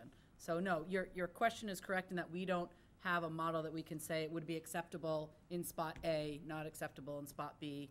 We don't have something specific like that. And if I understood Mr. Brown's comments, in his amateur analysis, looking at the potential spots, can we get within a range where we're expected to get acceptable sound performance? The purpose of my question is to understand if that's even an option. I know it's analyzed, you can analyze anything, but is that even an option? Because we certainly wouldn't want to take it on if our expectations were to have the same issues that caused us to be where we are today. And I'm just trying to determine if there's an expectation for success, that's all. I think after the 10 minutes of comment, we'll circle back to and get an engineering response for that in particular. Anyone else from the public? Please step up. Hi, my name is Russ Lemke. We've lived here 20 years. I'm clearly a wash ashore, but in the whole time I've lived here, I've seen the angst and anger and hurt that this experience has caused. And I've had no experience with wind turbines, but I've had 30 years of experience in business where decisions were made that cost multi-millions of dollars, tens of millions of dollars, even more. And it seems to me that looking back on what has happened in this community, seriously, errors were made. People probably did their best and errors were made.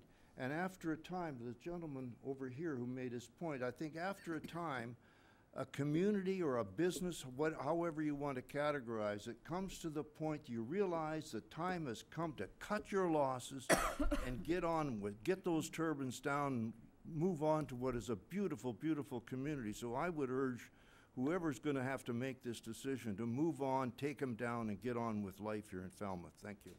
Thank you. Lynn, please.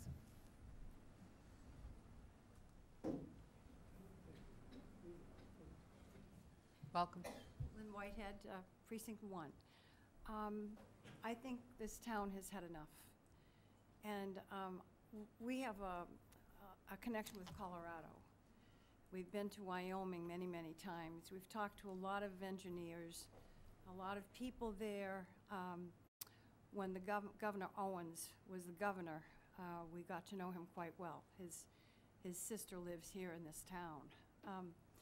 And, you know, these turbines are 16 years old already. And I can remember him and several other people in a discussion saying that turbines have a lifespan. So if you ever travel on the highways, Wyoming, Montana, Colorado, you'll see a whole slew, huge wind farms. Half of them are not running. So I wondered if anyone has ever thought about the age of these machines, first of all. For one thing, I call them wings, the blades. They're not the design that they should be now. Those are ancient. They have brand new ones now. They have a whole new slew of brand new, really good turbines. These are not the ones. So if you went through all this process, moving these to a new area, never mind the problems that would create, litigation, sound, infrasound, here we go again. I would think that you would not want to do that because of the age. So has anyone ever thought about this? It's the reason why we're saying only 10 years of profit from them as opposed to 20. Well, I've heard 20 at the limit, top limit, and that's from people who know turbines. Had you know, companies that run them, that have them, that have designed them. A governor in Colorado that was, you know, he was very much into this. Anyway, that's food for thought. Thank you. We have thought about that. Thank you. Dan. 10 minutes. Okay. After Dan, there'll be time for one more speaker.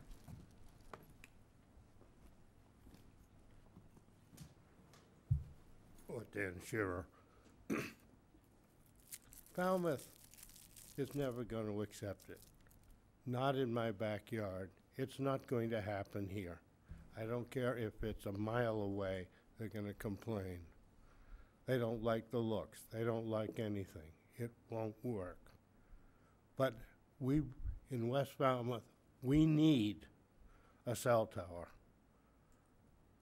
Well, a few of us would like to get rid of our landline. Some have. I was at my son's house the other night babysitting. I needed to call him. I had no power. I can't. We have an emergency on the beach. You can't call from Chappaqua Beach on a cell phone. I mean, come on. Just take the blades down, use those things, and sell some, or cell tower thing. We were going to do it in the church in West Falmouth. Put it up there. We had a lot of people that wanted to buy the space, but the church didn't want to do it. I mean, let's grow up and say, or do something good with what we have and get rid of the rest. Thank you. Thank you. Anyone else? Linda, come on up. Last speaker.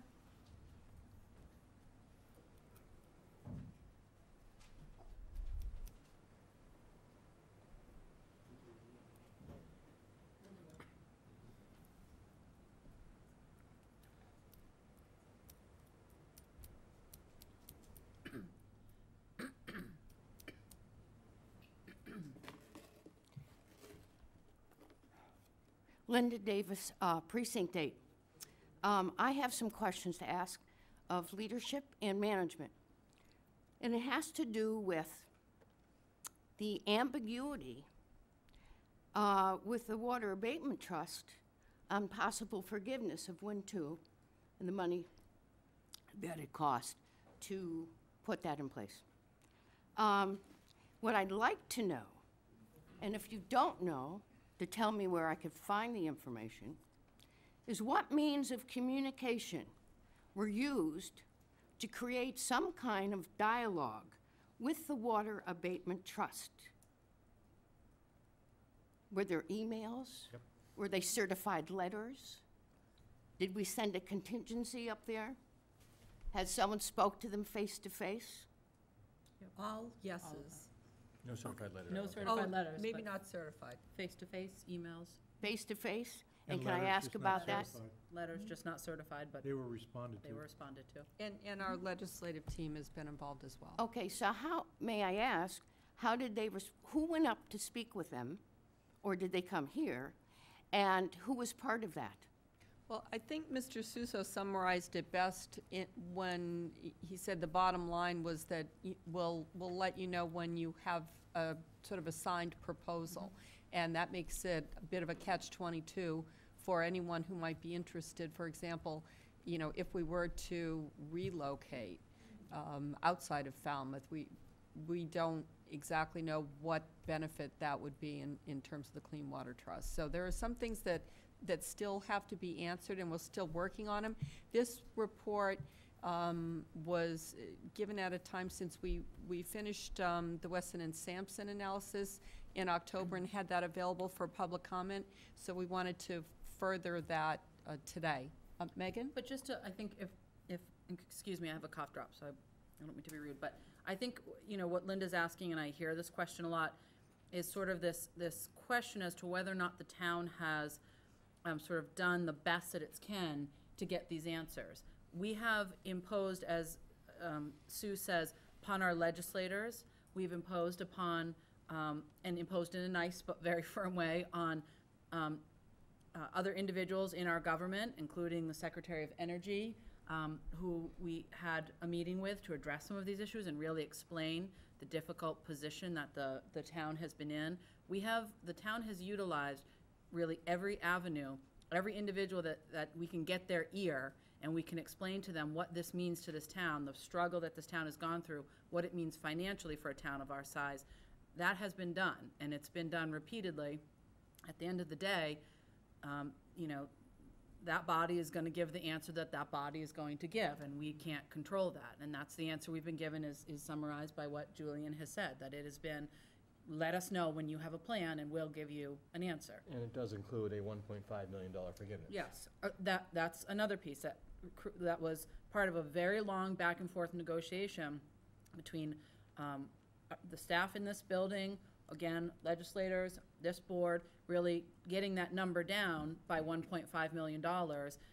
And then that's where we're at now. And they're, you know, they're not telling us don't ever call us again, but they don't have anything further to tell us until we have a more, you know, firm plan. In that regard, too, I think, you know, Senator DiMacedo in particular should be recognized. Dave Vieira, very, very helpful. And we've really had all the legislators Dylan here. Fernandez helped set up some meetings for us to try and work Exactly. on. So there have been many, many conversations over the years with anyone that we could have a conversation with. My understanding was that, you know, of course, these funds had come through the Recovery Act, and that they were federal funds passed on through this to the state. Is that correct? And that the federal government doesn't want that money back. Correct? But the state does. Please, the speaker, please. So I guess my question is, what logic, what argument did they give you on that? You know, I mean, why? Under the circumstances, what was the argument they sold you? I'm not saying you agreed with them. I mean, No, obviously you've we're explained a agreeing lot, with and I'm you. glad to see that all these people are involved in trying to do the best for Falmouth. But that's always been a question, you know. You're preaching to the choir. We're on it. We're still trying, but we do appreciate you highlighting those aspects. Yeah. I mean, Thank you. and I'm glad I did, because I know more now than I did before. So do some of the people here. Thank you. know. I want to go back and answer the engineering questions, if you don't mind, and then we'll go to Doug. Madam Chair, can I just interject, just for the record? People need to understand that a previous administration signed a binding agreement when those federal ERA funds were passed through the state, which continues to be binding on the town of Falmouth. And it is a legal document, and it is what binds us to some continued responsibility for repayment.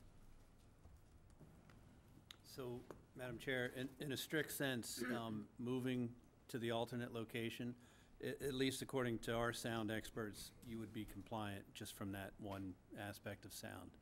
And how close, in terms of feet, to the next abutter? So, our report is that if it was moved to the alternate location, the nearest abutter would actually be to the north, 2,244 feet to the nearest abutter, and south, 2,244 feet to the nearest abutter south along Blacksmith Shop Road. And that's if we move elsewhere in the water treatment area. Do you know, who is that abutter that you're targeting at that, I don't amount of know. feet? Yeah, they're along Thomas B. Landers Road. I wouldn't know Okay. the parcel Okay. in that respect. So I think that what we had done is we tried to present something that came from the Harris Miller and Hansen report that was commissioned and that was paid for. There's $100,000 worth of sound studies that were done as part of that mitigation and measurement period, where the turbine sounds were measured with wind 1, wind 2. Notice was always part of the background sound, and it was measured under long-term, continuous monitoring to try and pick up all of the different background sounds, because as you know, as the wind picks up, the background sound picks up. And so they tried to identify what the turbine impact would be.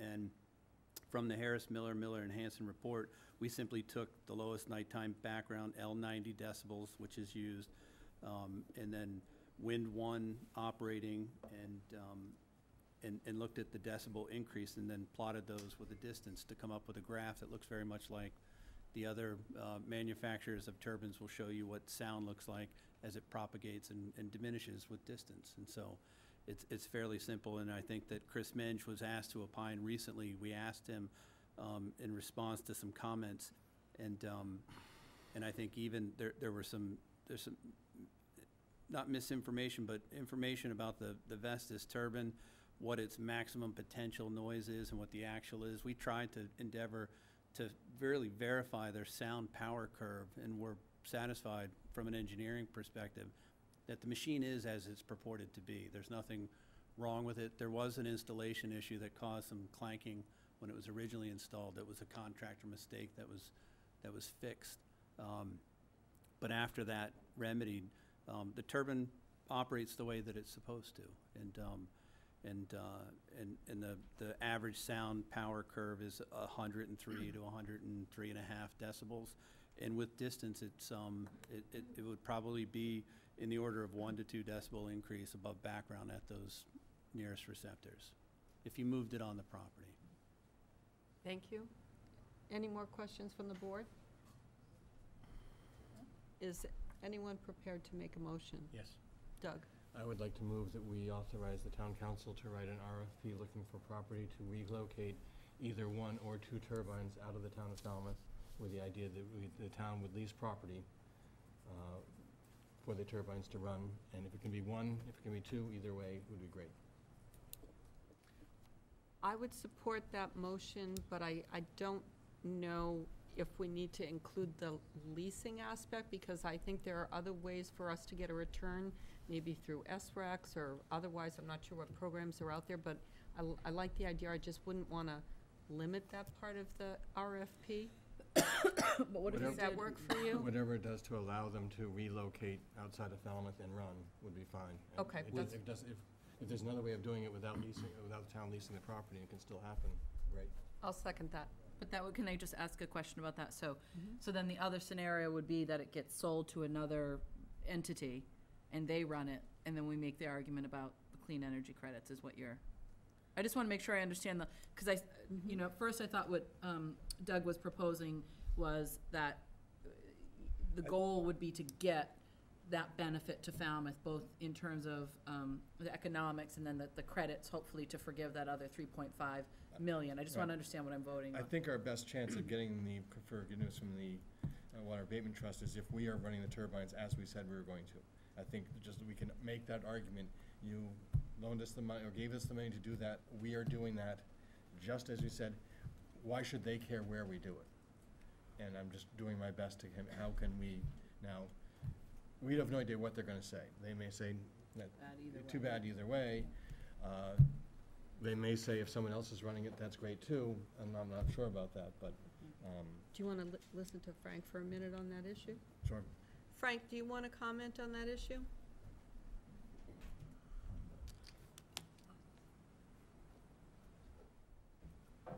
Thank you. Well, I heard my name mentioned as to write the RFP, but I've never written one in my life. So Surprise! We would certainly use your guidance with the town manager. well, it's going to have to be a collaborative effort with the town manager, probably the town engineer. We may even need Mr. Weir for some of the issues that are going to come up, but certainly we'll have to put that together. So exactly what was the question? So Doug will make the motion, but I think the question to you is to think about how we phrase it so it's broad enough to be able to move forward with the RFP with the goals that Doug has outlined. And I actually don't mind there being two RFPs. Well, One which is simply to see if we can find some place to lease property and where we can install them. I think And a second RFP can be, can we find someone who wants to buy them, take them, have us fund to get that them out would of here. require two separate RFPs. Right, But I think that's probably the way to go about it. The best thing to do here would be for us to put together a team and to bring to you a concept for each RFP, maybe a page long, that's all it is, and make sure we're all on board and we're going in the same direction. Right. Because there are options here. One would be perhaps to acquire a site through lease, some other place. The town of Falmouth would operate them and get all the financial benefits, but at the same time, we'd incur costs because we'd have to be paying rent wherever we were. And we'd have to pay the cost of relocating, and we would have to meet the zoning bylaw of the town we're in. And we'd also have to be in a place where it's possible to connect to the grid, because not all places can do that. Right. So there's a whole host of issues that we can't even think about in this room right now. But I think if we were to come up with a concept or two, informed you what they are, then we could take off and do something. I have been thinking, I actually have been thinking quite carefully about all those concepts as to what it would take to actually be able to accomplish this, but I think it can be done, or at least we can find out if there's anyone else out there who can. So I guess my motion would be to ask the town manager, assistant town manager, and town council to draft conceptual two RFPs. One for us to lease property, and the other would be for us to try to market Just to some of those. dispose of it. Yeah, and I would second that, because I think if the difference that it makes is 3.5, the potential for the town to not have to repay $3.5 million, which we're being told now, we may, depending on if we just get rid of them. I think it's worth that effort to try and preserve taxpayer dollars if it's possible. If it's not possible, then we're still going the other route and you have another RFP drafted to look at. So I would second that. Could I? More discussion on the motion, Doug and then Sam? I'd like to have an option to use the cell phone tower idea as well as a backup. That was my thought. Okay, which doesn't change the RFP. Okay. If we find someone who's really thrilled to get two of them, I would love to have that RFP jumped up, but if they only want one, we still can always go back to that option of, but I would just like to get the RFP out there and start finding out, can we lease property? But we might also find out that we can make enough money and save on demolition costs. So 3 RFPs. Because the other would be an RFP for the cell tower also. The third RFP, we would still have to have an RFP for the cell phone tower. Right. So that would be disposing of one and using one as a Or cell phone taking, tower. as Mr. Sousa, taking the nacelle down and then using that tower where the nacelle is from Wind 1 into a cell tower. Right. And so we should draw off the RFP for that also, because we can't proceed without it. First, Sam, and then Peter. I would just mention that it doesn't just have to be a cell tower. It can be a repeater for, we have problems in Woods Hole with police communication. It just may be that particular location would take care of it because of its elevation. I mean, there's a host of options that the town might be able to entertain for use of that tower. But the nacelle does have to come down according to what our bylaw says, that if we have an energy system that is not being used, and our town planner has, or building commissioner said, it needs to be dismantled. I'm sorry, the nacelle or the entire tower? I think we can get away with just the nacelle. Peter, please, nothing from the audience right now. We appreciate your comments and your ideas. It'd be better to have them by email so we can move the process of the meeting. Please feel free to send the emails with suggestions. It's going to be a work in progress. Peter? Yeah, just a suggestion in terms of crafting motions. You know, I think the board has a clear consensus on something that's a very big step for this community, and I might suggest that you begin with a motion that the town will not move forward with operating or relocating Win 2 within the town of Falmouth, and just make that a motion and just make it super clear that that's step one. And then step two, you know, you clearly want us to look at a couple of different alternatives for how the turbines get either, you know, one of them potentially reused for some other purpose, and one or both, you know, relocated and operating as turbines. So you want staff to develop those options and bring back next steps on those. Great suggestion. Mr. Jones? I'm very happy to make the motion that this board to move that we do not try to operate these wind turbines in the town of Falmouth. Second that. Doug? Any more discussion on that element? All those in favor? Aye. Aye. And so, did you get that? I'm gonna Madam Chair- abstain. I'm not convinced that that's the best solution for the town. Okay, so that, not vote against, but abstain. I'm not gonna vote against it. Okay, so that's 4-1. 4 to none and 1. Right. 401. Madam Chair, just to confirm, that is, the motion was to decline to relocate Win 2 within the town of Falmouth. Win 1 cannot be, that's a court order, so we know that that's not in play as far as relocating in Falmouth. So this is Win 2. I was happy to have it be both. I just want to be Okay. very clear that, I mean, I know we can't do Win 1, but I think my the board- motion was saying. We voted as Got to it. both. So wind turbines, plural, within the town of Falmouth, declining to relocate. Got it. Great. And then the second? The second, I'm not sure whether we need a motion or whether we I think we're are just just given directing directed the town manager, assistant town manager, town council to come up with the 3 RFPs that we're talking about. One, which is for coming up with a lease outside of town. 2 is trying to find someone who's interested in buying 1 or 2 turbines. And the 3 is how we can, what kind of use can we make from a telecommunications? And I won't even limit to that, but what other use could a tower repurpose? And I wouldn't try to, I don't think it makes sense trying to do both. But Madam Chair, I think you already had a motion on that in a second, on that last 3-part piece on an RFP that Doug just. However it's best to do it, I mean, we can do it as a motion. I know it's a little bit sloppy, so if it's easier for it to just be a request. directive versus a directive. Let's stick with the motion. Okay. I guess we have the motion in a second. Okay. All right. Who Can I was, confirm my understanding I of that 3-part motion? Which That was was the second motion made? Doug's motion and Megan's second was on Megan's that second? one? Yes. Is there any more discussion? I think, just I wants think to Julian clarify. just wants to go Just over want to exactly what confirm, that was to explore the issuance of multiple RFPs, one to lease property for which the town would run 1 or both turbines on that property. 2 would. Outside of Falmouth. Correct, all outside of Falmouth. Yep. 2 would be to seek a third party that would take 1 or both turbines and dispose of them.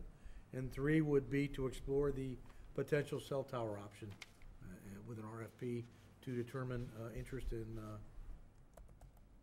responding to that and delivering such a service. I guess the only thing is on that second one is, I'm not interested in disposing them. Right. I really want that, I hope that RFP Okay. is actually to not dispose of them, but actually get them to run somewhere else, whether it's our responsibility or somebody else's. And But I really, operate. I do want Okay. these turbines, which I believe have 10 to 12 years of lots of energy available. So number 2, the second part would be an RFP to seek a third party to take possession of 1 or both turbines and operate them in an as an energy efficient project. And I think it does leave us the option, if we do those RFPs and they never come back with them, we'll then be stuck with, we just have to dispose of them. But, yes, I think it makes it's one more, piece of evidence, as we've done over and over again, showing them what we've done to try to preserve this project. It's one more thing to show we explored every option we could to preserve this as a green energy project, and whatever the argument is at the end of the day is the argument. With respect to the Clean Water Trust. With Clean Good, Water very Trust, good yeah. point. Yeah. Any more discussion? All those in favor? Aye. Aye. Thank you for that direction. Thank you. And I just want to say, again, we are interested in your comments. Please send them along. This will be part of a ongoing development of the RFP. Next, we have a discussion of options under the short-term lodging tax. Will this be Mr. Johnson-Staub? Well, Frank Duffy has great. issued a memo to the board, so I'd welcome Frank's assistance and guidance in walking through that. I also provided the board with some information in my report that we'd received from the Department of Revenue, so I think we can team up on this, including Frank's assistance, Jennifer's, and Peter's as well. Mr. Duffy, Well, welcome. I sent a memorandum out. I hope you received a copy in your package, but I'll go through some of the highlights of it. So, back in December, the legislature enacted Chapter 337 of the Acts of 2018. It's known as the Short-Term Rental Act. This is an act that's been talked about and has been pending up in Boston for quite some time, and it finally took place. The act takes effect on July 1st, 2019. What it does is it imposes a local excise tax of not more than 6% on the transfer of occupancy of a room in a B&B, hotel, lodging house, short-term rental, or motel. Now, there is already a room occupancy tax, and it applies to hotels, lodging houses, motels, and B&Bs. What they did is they added a short-term rental as a category subject to the tax. Now, what is a short-term rental? Well, it is a unit in an apartment, a house, cottage, condominium, or a furnished accommodation that is not a hotel, motel, lodging house, or B&B, where at least one room or unit is rented to an occupant, and all units are reserved in advance. The reservation in advance is, I think, aimed at the internet for reservations. So what they've done is they've taken the existing law and they just plugged in short-term rentals, and then they defined short-term rentals. Now, the tax is not imposed on short-term rentals of less than 14 days in a calendar year. It is not imposed upon rentals or occupancies that are based upon tenancies at will or month-to-month leases of residential property. And it's not, there's no tax on any transfer of occupancy where the daily rent is less than $15. Now, back in the October town meeting of 1986, Falmouth adopted Section 64G of the general laws, and we have, in effect, in this town right now, an occupancy tax of 4%. So because the short-term rental bill talks about a local excise tax of not more than 6%, we now have a 4% rate, because it just plugs into the acceptance that we took. We set the rate at 4%. Now, we don't have to do anything to accept this. This is automatic. The act, in addition to, oh, by the way, that tax is collected by the state, and anything that Falmouth receives will be receiving from the state at some time later. Now, the act also creates a separate fund known as the Cape Cod and Islands Water Protection Fund. This is in addition to the excise tax on the room that I just told you about, and it is at the rate of 2.75%. Now, the Water Protection Fund is a fund for the benefit of all, it's local to the Cape. Only towns in Barnstable County qualify for this, and only towns that have a that are subject to a Section 208 wastewater management plan shall be members of the fund. And Section 208 is a provision of the Clean Water Act, which is a federal act, and we are subject to it. We have several projects in town that are subject to Chapter 208. This fund will provide financial assistance for water pollution abatement projects in town. The Water Protection Fund is managed by a management board, and the member of the board is, from Falmouth, will be appointed by you as the Board of Selectmen. And I believe I sent an email to you today about how that's to be done, and there's some limitations on who you may appoint, but one member must be appointed from Falmouth. Now, because this is an extra tax, this additional 2.75% excise tax is imposed upon the occupancy of a room in a B&B, hotel, lodging house, or motel. So it's to kind of level the playing field. Otherwise, it would only be on short-term rentals, but they brought everybody else in, so it's to make everybody equal. And there is a third provision of the short-term rental bill which will require some action by town meeting. There is an option, a local acceptance provision in the bill, which provides for a community impact fee of not more than 3%.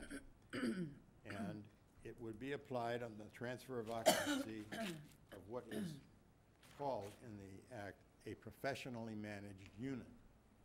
And a professionally managed unit is a unit not located in a single-family, two-family, or three-family house that includes the operator's primary residence. We must present an article to town meeting to see if the town is willing to accept that provision and impose the community impact fee.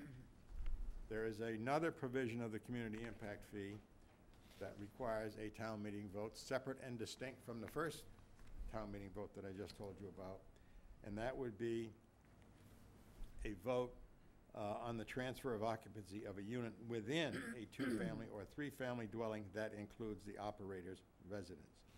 Now, this particular community impact fee does not get paid to the state, it gets paid to the town. And the community impact fee is paid monthly by the operator of the unit to the town, and it must be not less than 35% of the community impact fee. It must be dedicated to affordable housing or local infrastructure projects. So the only two things that the Board of Selectmen has to determine, and you will probably make that determination next week when you vote the warrant, but I would need some direction from you tonight, is do you want to prepare and present or consider local acceptance articles for the two things that I just mentioned? That would be to accept the provisions of General Law, Chapter 64G, 3D, subsection A, and impose a community impact fee of not more than 3% on a professionally managed unit. And the second one would be to accept the provisions of General Law 64G, Section 3D, subsection B, and impose a community impact fee on a rental unit located in a two-family or three-family dwelling that includes the operator's or the operator's primary residence. Those are the two choices you have. They're made by town meeting, not by you. Everything else is automatic. Quick question on that. The difference between what Falmouth currently charges, the 4%, versus being able to go up to 6%. I think we could probably do that by town meeting vote if we wanted to, but right now we're at 4%. Okay, so I think we should just add that as part of the, choices. That's another decision you could make. That's Correct. what I'm saying, just so folks know, there are actually 3 aspects that could be considered, so everyone gets the whole picture at once. We can do that, and we can talk about it next week if you want to. Thank you. The Cape Cod Islands Water Protection Fund is a new tax that will be for all of these places. Right now, it is not it is not charged Not until. charged, it's a brand-new excise, and it's only on Cape Cod. But it will be for all hotels and motels, so that's Yes, gonna be, yes. their rates are gonna go up. Yes. Their tax rates go up also. Yes, that's correct. Right. Sam? Yes, I'm trying to understand the category dwelling that includes the operator's primary residence. That would include, let's say, an accessory apartment that gets rented It out could be an accessory in apartment, it could be a room, too. more than 14 days. Yeah. If more than Less. 14 days, no, it's not the term of the tenancy. It's if they rent the unit for more than 14 days in a calendar year. Total. Right. Total, it is I'm taxed. sorry, yes. But if for example, it's not a tenancy of 14 days or more. Gotcha. Thank you. Good, got it. If they actually rent it for more than a month continuously, that's not considered a short-term rental. Right. Under a lease or something. Well, also, if you have a lease or a tenancy at will, it's Right. not considered. And many of the residential tenancies in Falmouth are tenancies at will or month to month, so. Right. So this is hot off the press and a good opportunity to ask questions. Doug? I wonder how many of the professionally managed units there really are. I bet there's not very many. I don't know. And how would we ever find out? You know, when I went to started renting, I went to the health department to fill out the paper where you say I'm a renter. And she says, geez, you know, I've worked here for 15 years. Nobody's ever filled one of these out. I don't think there's very much keeping track of who's renting what. With the Airbnb, at least they send a 1099, so that will be pretty much automatic through the state. But I think we're gonna be wasting our time trying to create a regulation that we won't be able to enforce. Megan? Can I ask, you may have said this, and I apologize while I was out getting water, but did you say this has any, would a sober house be considered professionally managed? Would anything in the way that they do their rentals, do you know if it would be impacted by this in any way? I don't think it would be, but it's a good question. Of course, the sober house brings into consideration a lot of other things that are Right. not here, such as the Americans with Disabilities Act. And also, we have a memorandum of understanding dating back over 10 years with the Department of Housing and Urban Development that we will not discriminate against sober houses in Falmouth. So I wouldn't answer that question without a lot more. Okay, I would just be curious to know, just because I know we have a fair amount of them in town, and I'm just wondering how they fall. Maybe they're just considered really more tenancy at will, but I know that they just tend to be sort of technically, some of them professionally managed, but maybe a question to be answered on another day. I had one real estate agent ask me, because she was confused as to who was responsible for collecting that tax. And my understanding is whoever is receiving the rent. Yes, the so operator.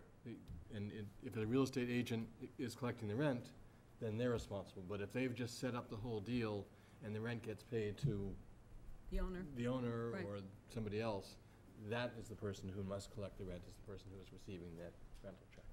The statute uses the word operator, which I think may include a professional broker. I think it might include a professional broker, but that would depend on the contract that the broker had with the client. So the broker can essentially set it up the way that the client wants. I do want to go back to, for a second, with what Doug Brown was saying.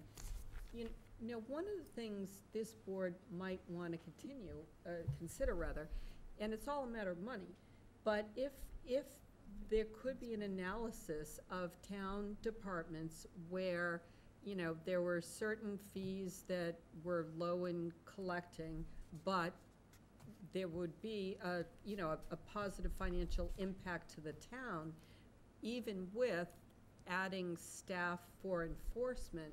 I mean, that is something that we could ask the town staff, the town manager's office, to start looking at, just really in terms of operations.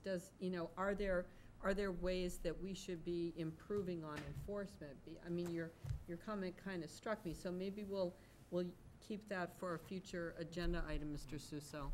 The permit fee is fairly low for registering for rentals, because the whole idea is we would like them to register for rentals so that they have their rentals up to code, both from a health point of view, from a fire point of view, sanitation point of view, so the fire department knows that there's rentals in there. And so the fee doesn't come close to covering the cost it does to do it, but if we increase that fee, we're gonna, I know if we only had 1 in 15, we're gonna have even fewer if it's a Well, higher right, that's fee. part of the conversation, that really, sometimes things really have a different goal. Yep. And it's not just for the monetary benefit. Madam Chair, if there's one point I didn't mention, but the question has come up through Doug here. The Act also authorizes the town to regulate by bylaw the number of licenses and permits issued to operators, requiring the license or operator to register with the town, requiring the operator to submit to building, zoning, and health inspections by other enforcement. So there's a whole number of issues that we would have to put into a bylaw to make this operate properly, which we haven't done yet, and we wouldn't do until. But I think we have most of those, with the exception of the number of licenses, a lot of those requirements are already for regular rentals. Right. And so it would just change we the would- bylaw to add short-term rentals. It would be a good chance to look at the bylaw and see if it needs revision. Great idea. Anything else on this issue? Thank you very much for the information. Appreciate your work on that. Thank you. It's a good, good first part of the conversation. The next item on the agenda is information on state initiatives and possible town initiatives with respect to nip bottles and plastic straws. Ms. Schneider, thank you for your patience. You were one of the folks that instigated this, this item. It's something that a lot of people have interest in. Mr. Suso, I know that I asked for town staff to try to see if there were other towns that maybe had pursued a legislative route on this. I'm not sure if we were able to find any. Well, Frank Duffy did some excellent research for us. I recall Boston and I believe Chelsea were the only two towns that had done so, and they, of course, are not constituted like the town of Falmouth is. So the options they pursued are not available to us. So I checked with the Alcoholic Beverage Control Commission the other day and spoke to the executive director, and was informed that there are 2 towns, or cities rather, that have addressed this issue. And they address the issue along with the issue of single cans of beer. So it's called the no nip, no single can policy. The Boston Licensing Board has adopted a policy which conditions the transfer of an existing license or the grant of a new license with a no nip, no single policy condition. There is no city ordinance in Boston about it. It is the policy of the licensing board. There was an appeal to the ABCC. It was a case of Fernandez Brothers Liquors versus Boston Licensing Board. It was decided about 2 years ago in March of 2016, where the ABCC upheld it. And they said that such a policy was within the lawful discretion and statutory authority of the licensing board in Boston. So they just did it as a matter of policy. But very specifically, it applied only to new licenses or transfers of existing licenses, and does not apply to the annual renewal of licenses. So if there's no transfer, you can't impose a policy under that rule.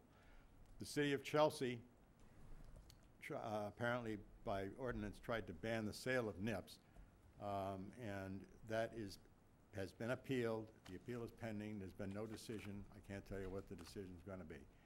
So you have an issue that's in flux. There's not really any confirmed answers. I just want you to know. Megan, I would like for Frank, I know you put this in your memo that you gave us, can you just explain for folks, even though we're still waiting and maybe Chelsea will, maybe that decision will be helpful to us, but could you explain the difference between the, a city passing an ordinance or a bylaw in Falmouth, just in terms of the review? All right, a city, there's a distinction in Massachusetts between cities and towns, and one of them is that a city may pass an ordinance, and it's just, they pass it, it's not subject to review and approval by the Attorney General. Now, a town passes bylaws, and bylaws and ordinances are exactly the same thing, except it's an ordinance in a city, it's a bylaw in a town. But whenever a town enacts a bylaw, it must be submitted to the Attorney General, and it must be approved by the Attorney General before it takes effect. So that is a different process that we would have to go through. And also in the back of this is an issue of whether or not the state has reserved to itself the sole authority to decide how alcoholic beverages are sold. You, as a licensing board in Falmouth, determine who gets the license, and you enforce the terms and conditions of the license. But almost all of the other aspects of the sale of alcoholic beverages is controlled by the state, and I wouldn't guess how that would turn out. But for the city, they actually had to do an ordinance, or could the licensing, it sounded to me like you said the licensing board just adopted this policy. That's right. And we're a licensing board. But in Chelsea, they did the ordinance. They did it But differently. in Boston, they, as the licensing board, adopted a policy. Right. Couldn't we adopt a policy without a bylaw? Yes, you could. And so we could do the same thing Under Boston did. and we Under could the say terms any- of the, under the terms of the case that I cited to you, the answer is probably yes. But again, this has never been tested in court. It's only been tested by the Alcoholic Beverage Control Commission. Who said that what Boston did was fine. And, you know, their decision is not of no consequence. It certainly is of consequence, but it is, that's why I said it's in flux. It has not been given the imprimatur of a court yet. Megan? And that was only really proactive, I mean, sort of, you know, prospective licenses and changes of license and new license. So Right. we would, the only way it would really impact our community is if we anticipated we were gonna have a number of new wine and packies or, you know. But it could be a whatever. start. But it could, yeah. It's a message, too. And it's something that we as a board could actually have in our meeting 2 weeks from now, and accept this as a policy, saying any transfer of license or any new Which license happens. coming in, we could put this policy saying we do not want these sold in your new package store. And And why can't we Publicize recommend, it. and why Doug? can't we stop existing package stores? We could, but Chelsea right now they're being challenged on that, and that would have to, I guess, would have to be a bylaw, and. And then we have to first go to the AG. Right. And then, so I'm sure it would be helpful for the AG to have something like the decision in Chelsea. You know, I mean, probably makes sense for that work to be done first, because I'm sure she's gonna analyze it. But We'll we help could- her analyze it. We could be a test case. Get it, yeah. possible, yep. Yeah. Very helpful. Ms. Schneider? Thanks for waiting. I'm sorry it's late. What's in your bag there? Right. I think, maybe I'm wrong, Frank, but I thought Winthrop passed it in October as well. And so that's something to look into. But I want to say that Randolph just voted against banning. They went through the process. The sad arguments that I've heard from that were that package stores were suffering already because of the sale of cannabis, and that would be unfair. That their business in NIPS is between 10% and a third of their business. I want you to think about that when you talk about numbers of nip bottles. A third of a store's business. This is today, this is 28 nip bottles, and yes, Fireball is right up there on top with the numbers. This is between the two entrances of Sandcastle Lane. This is it, and this is with Pat Thrasher having already walked the area and picked up how many. This is what I found after she went by. So I just wanted to imagine this many nip bottles in every block in Falmouth, and where is it ending up? Again, I say the ocean for a lot of reasons. The other thing I wanted to point out is I did some costing on this. So 50 milliliters in this, a half pint is 200 milliliters. And don't get pint confused with the real measurement because it's really pint and it has nothing to do with a pint. So 200 milliliters.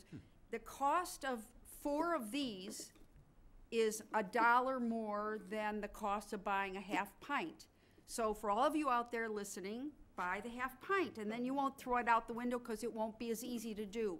Another argument in Randolph was if you'd get rid of the open carry law, you wouldn't have any problem. The only reason people throw these out of the window is so they don't get caught with open liquor in the car. Another sad argument. And so the other thing I have in here are 2 straws. When I was in Africa recently, in Zambia, where they have 50% unemployment, the first thing they did was give us all these at the camp that we were staying at. Copper straws.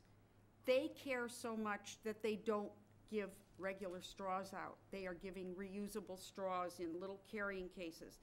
I thought if a country like that can do it, why can't we? And at least we could get our places to ask if you want a straw or set it covered on the table so you can make the choice of picking it rather than immediately opening it and jamming it in every glass.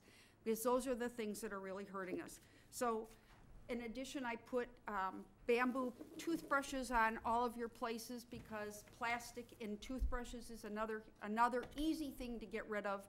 And the bamboo ones are all for sale at a store like CVS, and they don't cost any different, and they work great. So Thank you. That's really nice. Much Thank you. appreciated. Anyone else on this subject? No, just that, I just wanted to speak just briefly that I know that, just to what Dr. Schneider is saying, that a number of restaurants in town already are starting, I've seen a shift this year when there started to be more discussion about straws, who do, offer you your drink without it, and then they'll ask if you want one. So I think there is some kind of a cultural awareness and shift that's going on And I think, obviously, there are things that the board could do to probably move that forward. And at the high school, it was sort of a movement, so they Yeah. really started the ball rolling. Come right up, one more little, did you have a question, Peter, or? Some more information. Okay. And then Linda. It fits in with what Alan. Peter Hargraves, Precinct 9. This fits in with what Alan introduced as our group, the Falmouth Litter Reduction Team. And I have been in touch with the attorney in Chelsea, the town attorney, and talked about their process and the difference between their form of government and ours. And actually, as Mr. Duffy described, the Licensing Bureau decided to ban nips at 100 milliliters and less.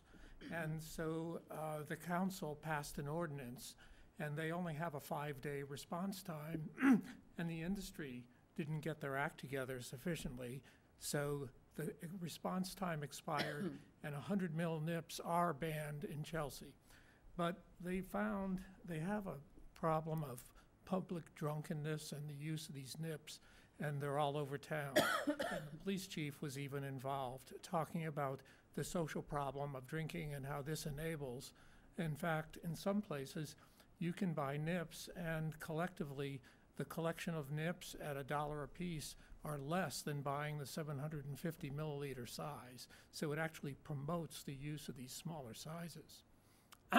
So what happened on the 250 milliliter size, which is apparently an intermediate one that's also available, the industry got their act together, and so money has come from out of state and industry groups for liquor stores, and in fact, this week, the briefs are due. The town has turned in their brief, and they said they're going to the wall to defend their position on banning 250 mils and less. And the industry group, of course, their position is the ABCC says that this is a legal alcohol beverage container in Massachusetts, and it should be allowed for sale. And so there's a lot more information, but I just want to make sure that you don't go away despondent about banning nips, because I'm in touch with Chelsea. We're tracking that, and our group was, just to add one more minute, our group was inspired by the success that Malcolm Donald had in getting a collaboration for the clamshell ban, and that's going through the Attorney General office now. But back in October, Nantucket had a special town meeting, and they had an article for a substantially broader ban on many other plastic articles that's going through the Attorney General's office. So we're, in the interest of efficiency and doing this more surgically in Falmouth, we're trying to use these case studies as an example, and then studies of what's on our street to prioritize and organize how we can go about attacking the total litter problem. So that's the genesis of our group, really. Please keep us advised of your research. We really appreciate it. We'd like to thank you, because our goal was to get an invitation to come back and keep you advised, because you noticed in our strategy that you guys are prominently described. So thank you. Appreciate that. Linda, last comment.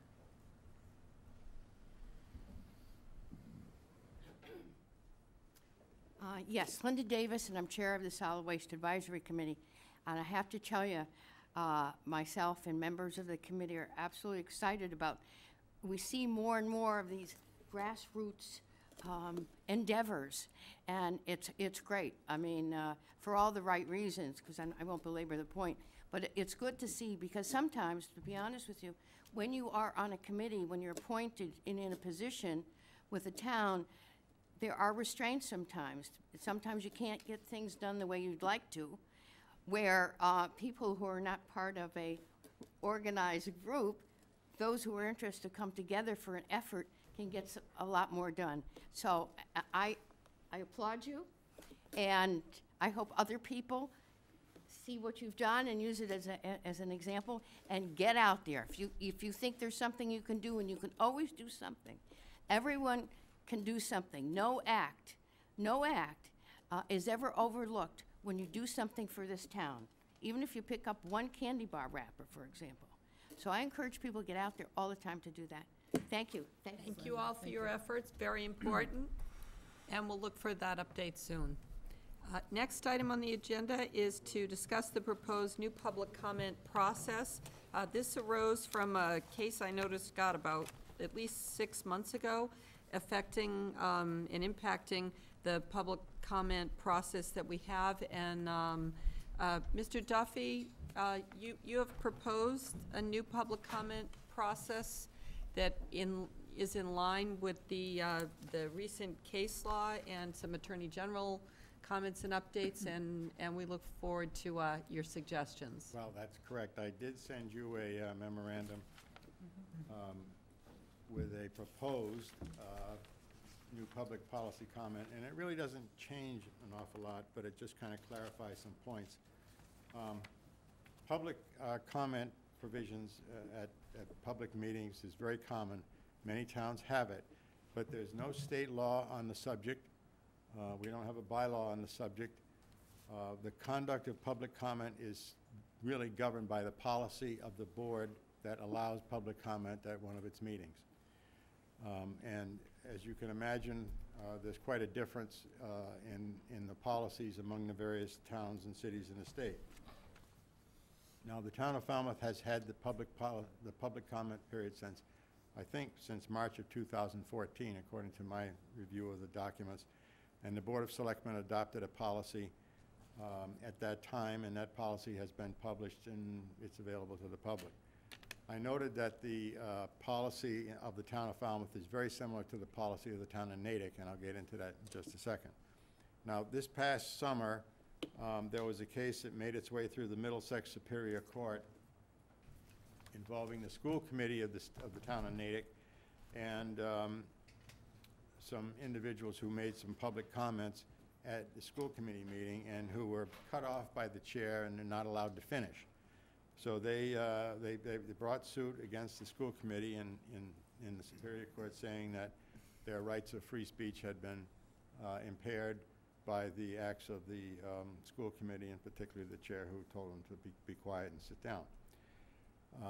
So there was a rather thoughtful decision by a judge in the Superior Court reviewing the Natick policy, and some of it applies to the town of Falmouth. The public comment period falls within what's generally considered to be the public forum doctrine as applied to the First Amendment.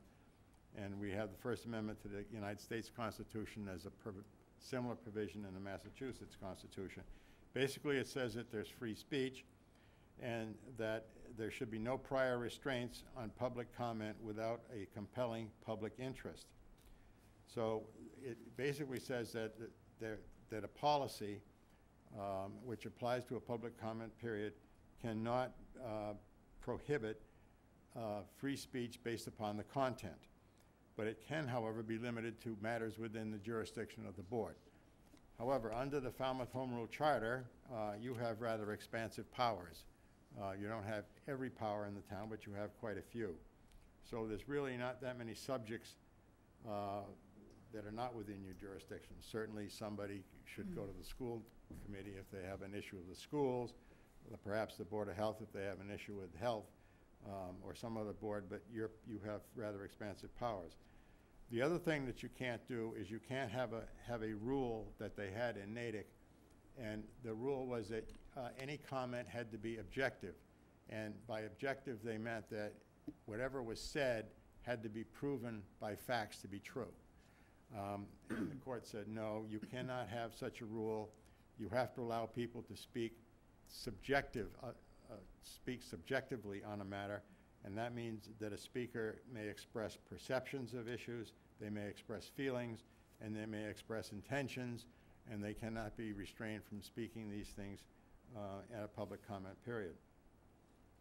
There are certain limits that can go on a public comment period. For example, the prohibition against obscenities is definitely affirmable. And also, you cannot tolerate somebody who makes threats, or the famous quote in First Amendment lingo, fighting words. You cannot allow language that's going to provoke a violent response by somebody who hears what the speaker says. You also cannot apply a rather rubbery standard of, well, that's not a proper comment, or that's really not, you shouldn't be saying that. Because what happens then is that you, as the the person running the meeting, basically are applying your subjective standard on the speaker, and that's not permitted. So there's a two-part, the Falmouth public comment policy that you already have has two parts. And I'm not going to talk about the first part, but that is the public comment at the regularly scheduled meeting where you're going through the agenda and you're talking about items that are on the agenda. That's really not changed at all, and we really don't have to go into that. But there's a couple of comments on the procedure to be followed when you have public comment on an item that is not on the agenda. One, because it's not on the agenda, you as a board cannot deliberate on that matter, so you cannot engage in a conversation with or a with the speaker. The speaker comes up, they speak, they sit down. If it's important enough to take up as a discussion item, you have to put it on the agenda at a later meeting. There have been situations where a speaker would like to speak about a particular town individual, and I pointed out in this memorandum that comments about somebody's job performance or decisions made by that person are fair comment at a public comment period. But certain other comments are not. For example, comments about a person's reputation, character, physical condition, mental health, disciplinary matters, civil or criminal charges. These are best, and the open meeting law directs that they may be discussed in executive session.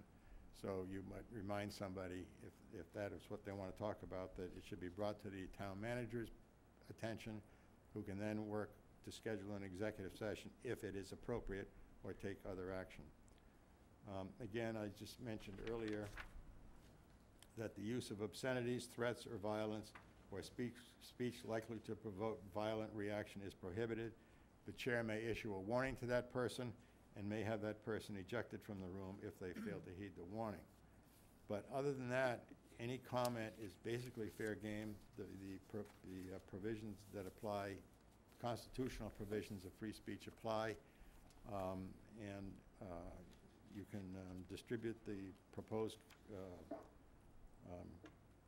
policy, get public comment on it, whatever you'd like to do. I can change it if there's any changes. I just want to get the discussion going as suggested by the chair. Appreciate that. Doug? Could you just reiterate about who can speak? It's in the audience, and that has to be someone who's been recognized by the board, by the board chair? Well, during a regular session, you may limit speakers to those people who are recognized by the chair. Absolutely. At any time, the only person who's speaking, whether it's one of us or someone in the audience, is no one has a right to speak unless the chair is recognized. That's correct. As a general rule, that is correct. Including the board? Right. Yes. I'd like to point out one other thing about public comment period. It is discretionary with the board.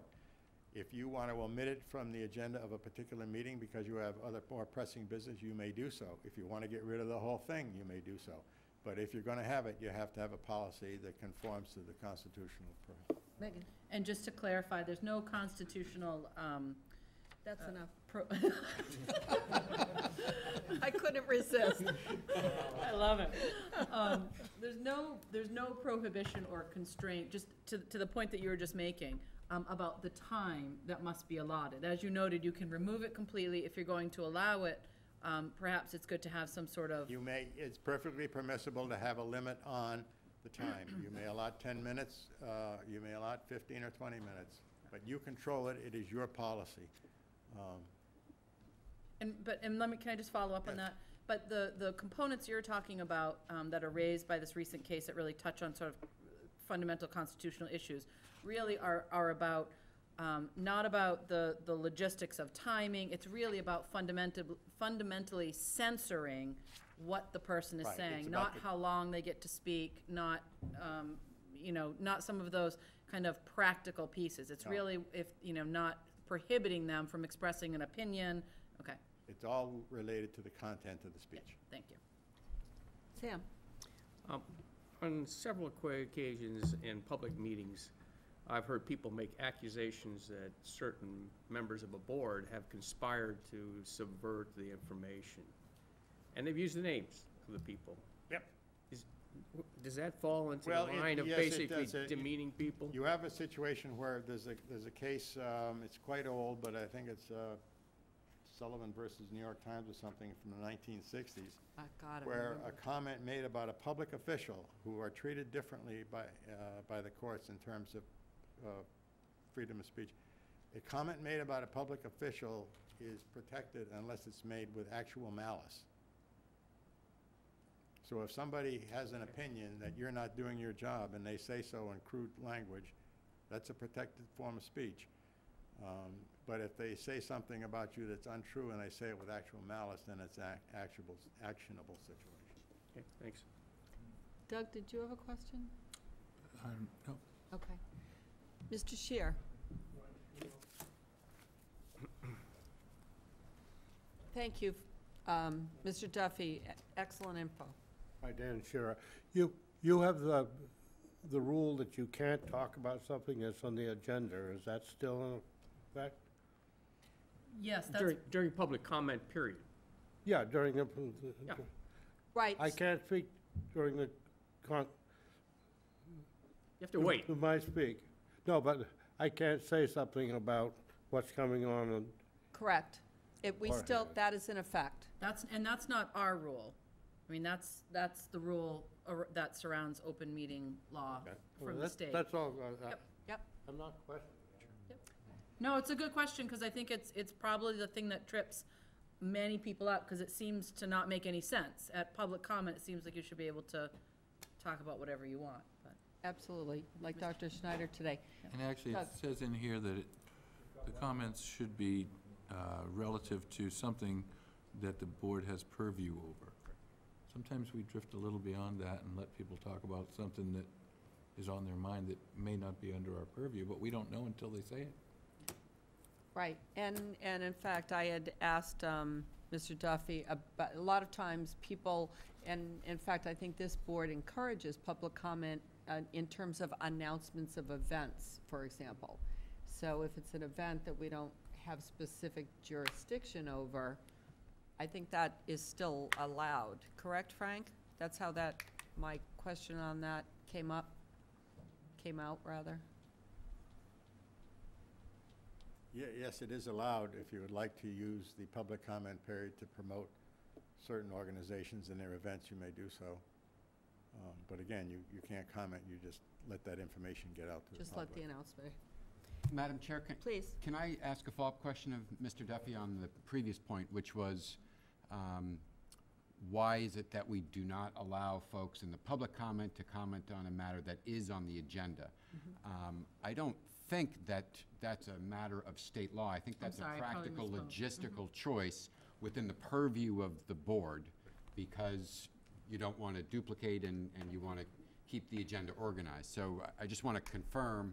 Right. So there's an item on the agenda, someone comes up in public comment, is it acceptable for the board to continue this practice that says we'd prefer you hold those comments until we get to that on the agenda? That was one of the issues, I think it was mentioned in the Natick case. They had that rule and the court saw no problem with it. Okay, but it's not Right. required under state law. Right, I'm Right. sorry, I misspoke. I No, guess no I was problem. speaking more to the fact that we can't engage with the person, so it doesn't make sense if it's on the agenda, we can't, they often people come up to ask a question, we can't answer a question at that public comment point, so, sorry, thank you for clarifying that. Mr. Shear, you have to come up if you want to make a comment. Malcolm, please. Malcolm Donald. Yeah, I'm very interested in this, and I really appreciate you discussing it, and I just think it's just so needed. I had a question. Previous boards, sometimes you'd have a matter come before you, and they would say there's no public comment, or nobody can say anything about it. How does that all work? So, there are there are a couple of answers to that. So, for example, in terms of moving ahead with the agenda, this board is very interested in public comment in general. But oftentimes, we have public comment opportunities in 3 or 4 different times. So it's in part, and Frank, if you want to jump in here, based upon the discretion of the chair in moving the meeting. A lot of times, I look at the time, I look at how much is left on the agenda. If there are, I can kind of tell if there are people who want to ask questions or discuss an issue. And if I can allow time, I like to do that, but I announce it ahead of time. So as long as I announce whether or not public comment on an agenda item issue will be allowed, I announce whether it will be allowed, how much time will be allowed. So that the requirement is that people know ahead of time. Also, times we do try to put on the agenda whether there will be discussion. So, it's a couple-part answer. Megan? And I think the history for this board at least has been, for agenda items that come up where we're sort of just getting maybe a report, it won't be sort of a full-blown public comment-taking agenda item, whereas for an event like tonight where we're actually going to vote on something that, we want to get public comment on, then there will be. So I think sometimes it's looking at how full the agenda is. What's that agenda item? Is it just something where we're getting an update from a department or a committee? What is that agenda item? And then sometimes it warrants, obviously, public comment, and sometimes the timing of it is tight. Or, again, it's going to come back for a larger discussion at some point in time. I think that's generally how, on the very limited times when we haven't taken public comment on an issue. Sam, did you have something Yeah, on I that? think, well, there's also the situation where there's a hearing, and the hearing gets closed in one meeting, and you haven't made your decision until maybe later. Well, you can't take any more comments, because you formally closed that hearing, and it's not even discussion among the board members at that point. So there is that opportunity. I mean, there is that situation where really public comment is no longer allowed. It's the formal hearing process, if you will. Right. And then, is there any recourse for a citizen to, if they feel like it's really important to address an issue? I wouldn't call it Or- recourse. or What I would suggest, opportunity. if there is something where folks feel like they have an important comment, email the board, and, the chair is included in the board, and always, if I've gotten an email from someone that feels they have an important statement to make or a question or something like that, then I know ahead of time I can work that into the schedule of the meeting and make sure that that person gets an opportunity to speak. So, it's a matter of just managing the meeting. And sometimes, we can, as Megan said, have that comment carry over to the next time that we have that agenda item. For example, on the roads proposal, we're going to have it as another agenda item. We just wanted the proposal, the information to get out in the public now so people have a chance to think about it, make comments on. Right. And if Doug. I'll just speak as being a past chair, Yep. it is at the discretion of the chair to make a decision about public comment. And there are times, I know when I was running a meeting, where it may have been the 4th time the issue had come forward. We had heard from the public, and it was now at the point where the board just had to make a decision. And that I had made some decisions where saying, okay, we're past the public comment period, is now where and sometimes there's some tough decisions we have to make, but it's now time for us to sit down and make a decision to have the discussion among the board itself. Ned, I have another question. Have you had any discussion about answering, like, a lot of times in a meeting, somebody would come up and ask questions, but it never seems like they get an answer. And there's no discussion. I mean, this is sort of like the public comes up and says something, and then, the board can say something, and it may not have anything to do, it's all disjunctive. It may not be a response to what the public person has said. Have you thought about It's similar to that. It's part of looking at the time and running the meeting. And again, you always have the option of emailing the question, in which case we elevate that to the town manager to get some kind of answer if we don't have an ability, or if the meeting just doesn't allow for that, specific answer. A lot of times, bless you. A lot of times, if it's something that's quick, or if it's something that's only going to be dealt with at that meeting, there are a lot of concerns that go into these decisions. And that Megan? most common disjunction is when it's in the public comment period. Yes, 'cause we And can't- that's where we experience the most, is when someone in the public comment period asks a question or says it, makes a comment, we're not allowed to respond. We're not allowed to discuss. We're not even allowed to say, well, Mr. Sousa will get back to you on it. It's a public comment period does not allow any deliberation. And that's where it gets very frustrating, I think, for some of the audience who say, well, I never got my answer. And I think the town manager often will hear the question and do their best to get back to them.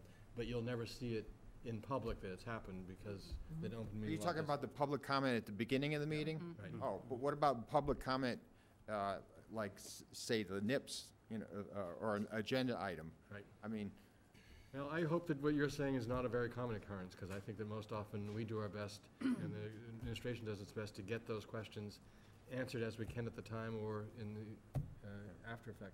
Megan? And I would just say, I mean, I think, there's a difference between sort of a question that has a distinct answer.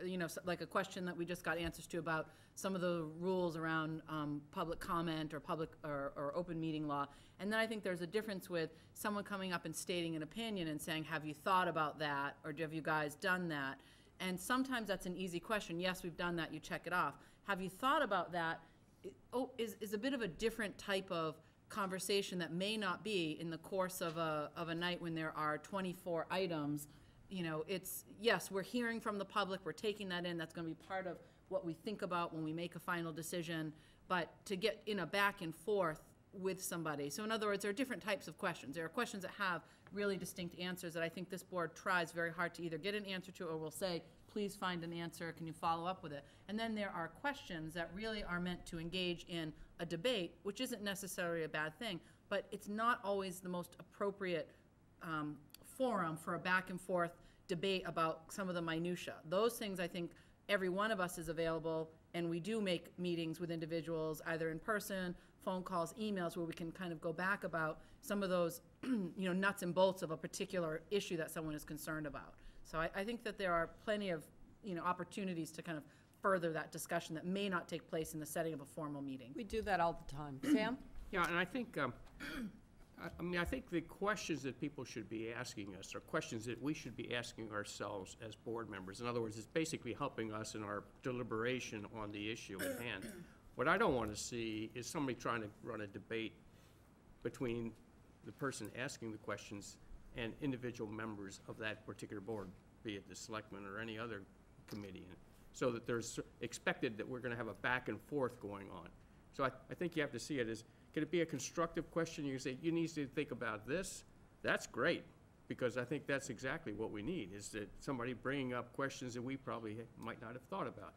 But to engage us in some kind of a debate, I'm not sure that's a productive thing, especially if basically people are challenging you to state your opinion even before we vote as a board as a whole, right? To me, the process of deliberation is keep an open mind as a member, listen to everybody, and then make the decision based on what you've heard. Yeah, it's just been, I've seen situations where it just seems like if you had an opportunity that the public could engage you with a back and forth, I would think, it seemed like it would have been able to arrive at a solution faster than just having the public, position, making position themselves, and then you making a statement. If there were a give and take, it seems like you'd arrive at a solution. Appreciate that. Dan, thank you very much. Very good questions.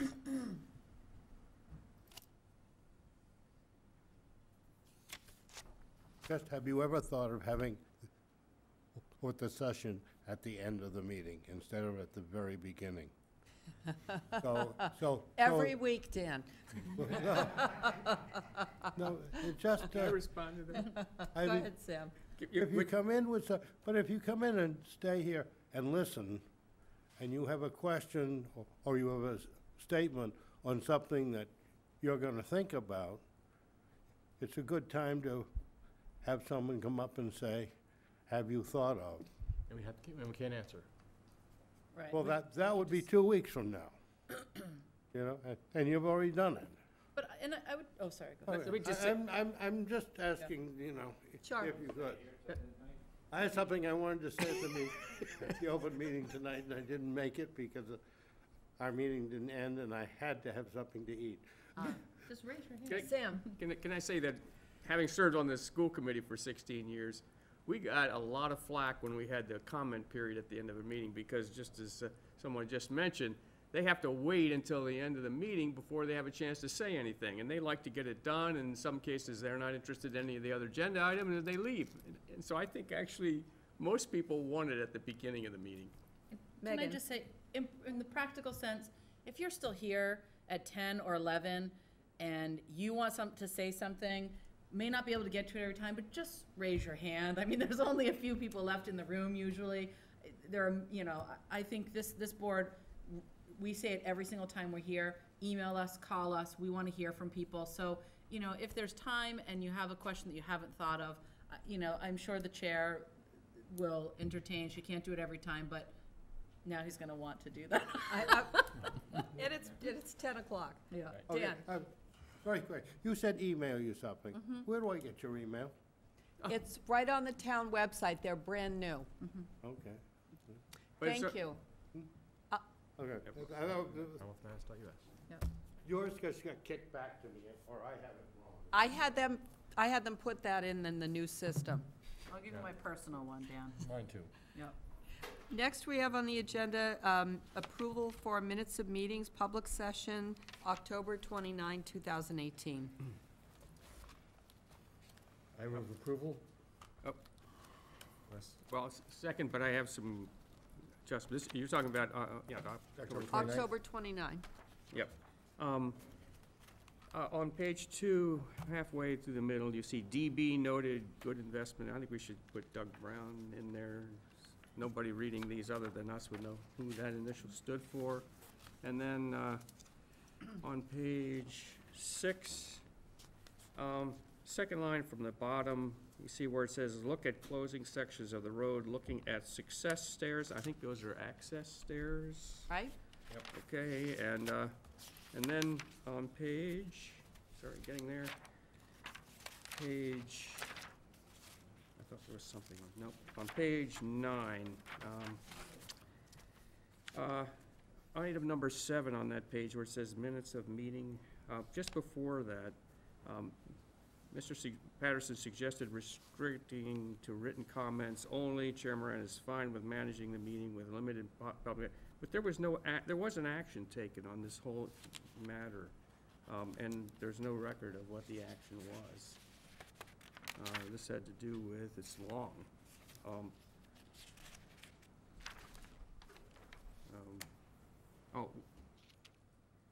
With the ZBA and the planning board and Attorney Moynihan. Anyway, there's, it seems like there's something missing there, and one of the things that the minutes should capture are any actions. Is that a joint meeting proposal, or? I think it was about the housing. It was. Proposed project that Attorney Moynihan It represented. had to do with the, Locust it had to do Right. with, the Locust Field Road project. I was looking for it, and that's exactly what it was. Field. Right. And I think we did take an action, and that's Do missing you, in this. Peter and Julian, do you want to look into that, and we'll hold these minutes? Sure. We I probably just withdraw my Well, re-voted. the action was we made a voted motion the to lip. approve it. Yeah, And I exactly. made the motion. All right, so then and no so that's- research needed. We'll just include that motion. For Yeah. the lip, right? Right, so Right. you made the There was a motion. motion to approve the levy. Right. Yeah. Do you remember who seconded? Well, Not I'm sure there's a exactly. recording, but I don't recall. Maybe take a look at that. Thank you, great. Okay. Okay, so with that change, all those in Well, favor? hang on. Oh, sorry, Um, there's another one. Oh, well, I mean, I guess it's not important.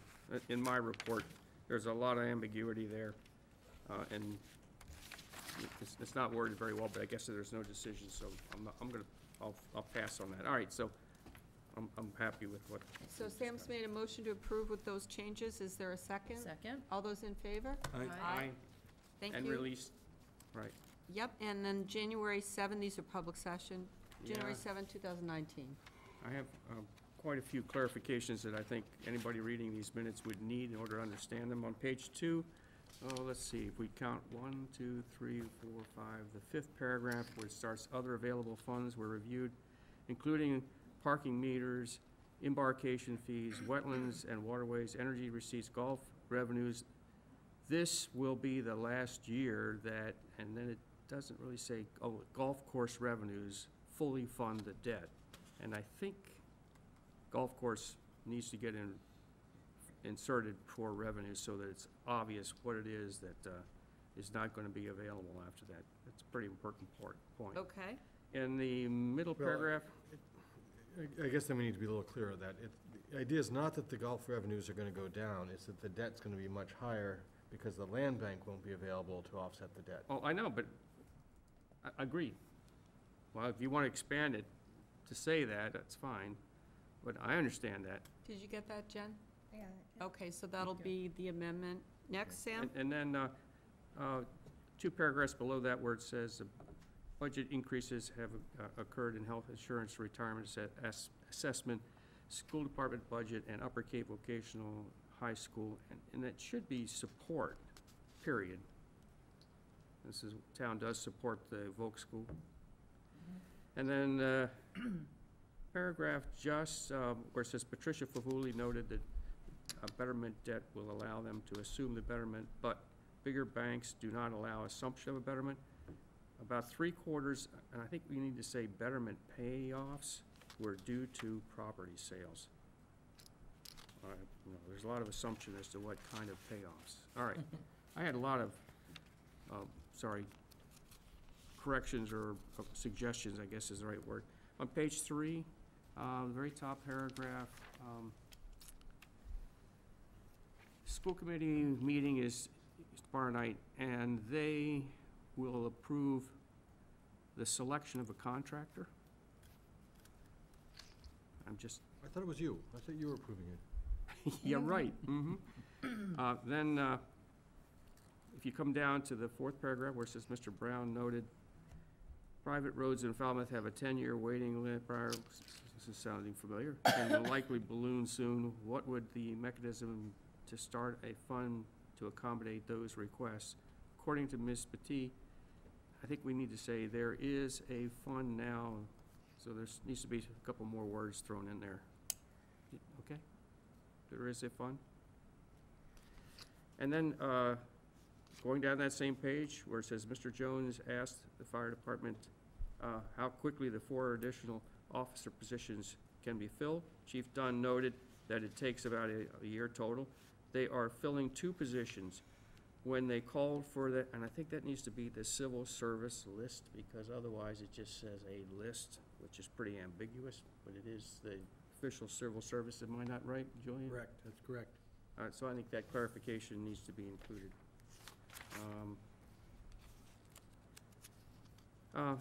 On page 4, where I'm making the comment there, Mr. Patterson, it's about 2/3 of the way down the page, noted a survey a town can take called it's the Dukakis Center EDSAT, EDSAT, not C. Okay. There's a correction on the date on the next paragraph, where Mr. Suso is making his comments. The comment period ends, and it should be January 13th, 19. If you can see that date, correct it. And on page 5 of my comments, it should be CCRTA advisory meeting in December. And that's it. I move approval with those edits. Second? All those in favor? Aye. Aye. Madam Chair, I do Please. apologize. Back to October 29th minutes, the Locust Field, there was no decision the night of October 29th. The board wanted to give more time for comment. There was, you recall, that was That was the first. ultimately voted at the meeting at the high school. Correct. That's what At I the was, second Oh, meeting. I'm sorry, that's right. My absolutely. apology, bad memory. So the minutes And is- are pretty, I think they have the outcome correct as drafted.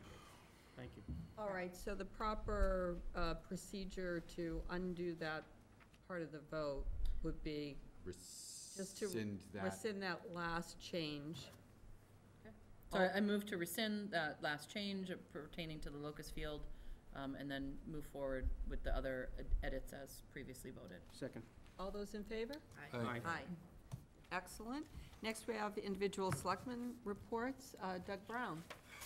Well, as I said earlier, I attended the Board of Health meeting on Wednesday, and on Saturday, and the crowd was very engaged, and had a lot of good, strong comments, and I hope that maybe that'll be a resolution to that I situation. appreciated the Board of Health taking that action. It was sorry I couldn't make it while I was working, but it was really interesting to watch. Good that they were willing to sit and be patient and listen to the whole, everybody got a chance to speak. Went almost 3.5 hours. Incredible. Sam? Yes, I ditto on that, I won't go on to that one. I did attend the school committee meeting last Tuesday. They approved the contract for the high school multi-sport field, I think that's what it is, which includes the field, the press box, the concession and bathroom. And there's gonna be about a 10% contingency for that, which is a comfortable one. I think I mentioned that before. I wanted to mention. Did they get feel of the timetable as to whether it's going to be ready for fall Yeah. football? No, and that's pretty assured, and the consultant that we have from CDM Smith pretty much said, for a project of this complexity, there shouldn't be any problem at all. That's the best they can do at this point. The contractor will have a chance to start as soon as the weather allows it, so there's no constraint on them holding back because of school being in session. So they should be able to get some things done before school is over, and that puts them in a good position to finish up in June. So it's going as a field that has not been used, right? That's correct, yeah. So, and there's even the issue of running water and power out to where the stands where the press box will be, and the concession and bathrooms. So they can get started on some of that, and so the school department is very much interested in accommodating anything the contractor wants to get going on, including the preparation of the field itself. They don't want to lay that artificial turf down until all risk of frost is beyond them, because the stability of the under surface will determine how long that We're field's getting into the weeds. Yeah, I know, sorry. Hey, listen, it's not my fault. I wasn't gonna talk about it. That's enough comment. Another thing I picked up at the school committee meeting, which I think is of general interest to the public, is that there's a new MCAS test that's being rolled out by the state. And it really is focusing and including both student achievement and student growth. So it's not just achievement, but it's gonna be about 75% achievement and 25% growth in terms of the weighting. And it's used to track not only the students' progress in institute and remediation at the elementary levels to help make sure they're on track to pass it in the 10th grade. But it's also, of course, going to be used to rank the schools in the state as well. So, but our staff seems to be really taking the challenge to make sure that our students, that their teaching is aligned to the particular needs that have to be tested. And those are not just made-up academic needs. Those are based on what a student needs to achieve to achieve a successful adult career as well. And then let's see. I attended meetings, CONCOM and CPC meetings last week.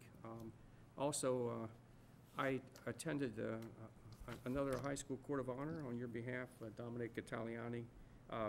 It's really, again, a pleasure for me to do that on your behalf. Great. I forgot to mention this. I'm going to go on Wednesday to speak with Secretary Beaton, along with the guys from the Rod and Gun Club, and try to get them to release some money out of that environmental bond bill to help fund this project for restoring the Farley Bog. And Dave Vieira will be there too. Right. Thank you for that. Yep. It's cooperation with the town of Mashpee, who will also be represented. Appreciate that. Megan? Nope, I will skip tonight, given the time. Skipping Doug? Town manager report. Thank you. Just a couple brief items. Annual meeting of Massachusetts Municipal Association begins on Friday and continues into Saturday in Boston. As in the past, I'm registered to attend and look forward to the information session opportunities. Also, to advise the board, it was my great pleasure to join Police Chief Ed Dunn on this past Wednesday for a meeting of the Southeast Massachusetts Police Chiefs Association at the Flying Bridge, and welcome those many chiefs in attendance here in Falmouth. Ed was sworn in as the new president of this prestigious professional association. My compliments and congratulations to Ed for this well-deserved recognition by his law enforcement colleagues. Also, this coming Monday, January 21st, Town Hall and Town Administrative Offices will be closed for the Martin Luther King holiday. Thank you. Thank you. Mr. Johnson-Staub? Nothing pressing at this time. Right. Move we adjourn. Second? All those in favor? Aye. Thank you all. Thank you.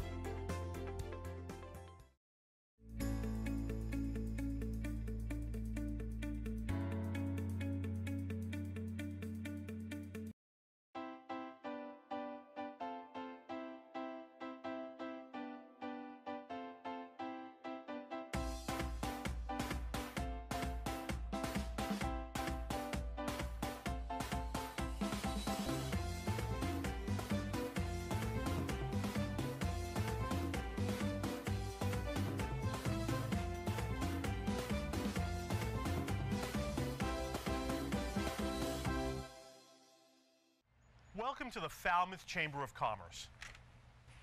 The Falmouth Chamber is dedicated to working on behalf of our members to make Falmouth a better place to live, work, and conduct business. We are committed to developing the economic, cultural, educational, and civic interests of our community and welcome the support from all organizations to achieve our combined goals. Whether you call Falmouth home, are a summer resident, or a visitor, we hope you take advantage of all that the Chamber has to offer.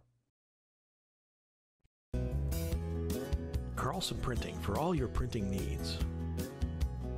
508-548-7303 or toll free at 1-800-696-7303. Our email address is carlsonprinting@aol.com. Carlson Printing for all your printing needs. Hosting services for fctv.org are provided by Meganet Communications. Meganet offers a wide array of internet services including Mega Backup Cloud Service, server colocation, T1, fiber, Metro Ethernet, as well as telephone services such as hosted PBX and digital voice. Their #1 goal is to keep your communications network up and running and allow you to focus on growing your business. 877-634-2638 or meganet.net.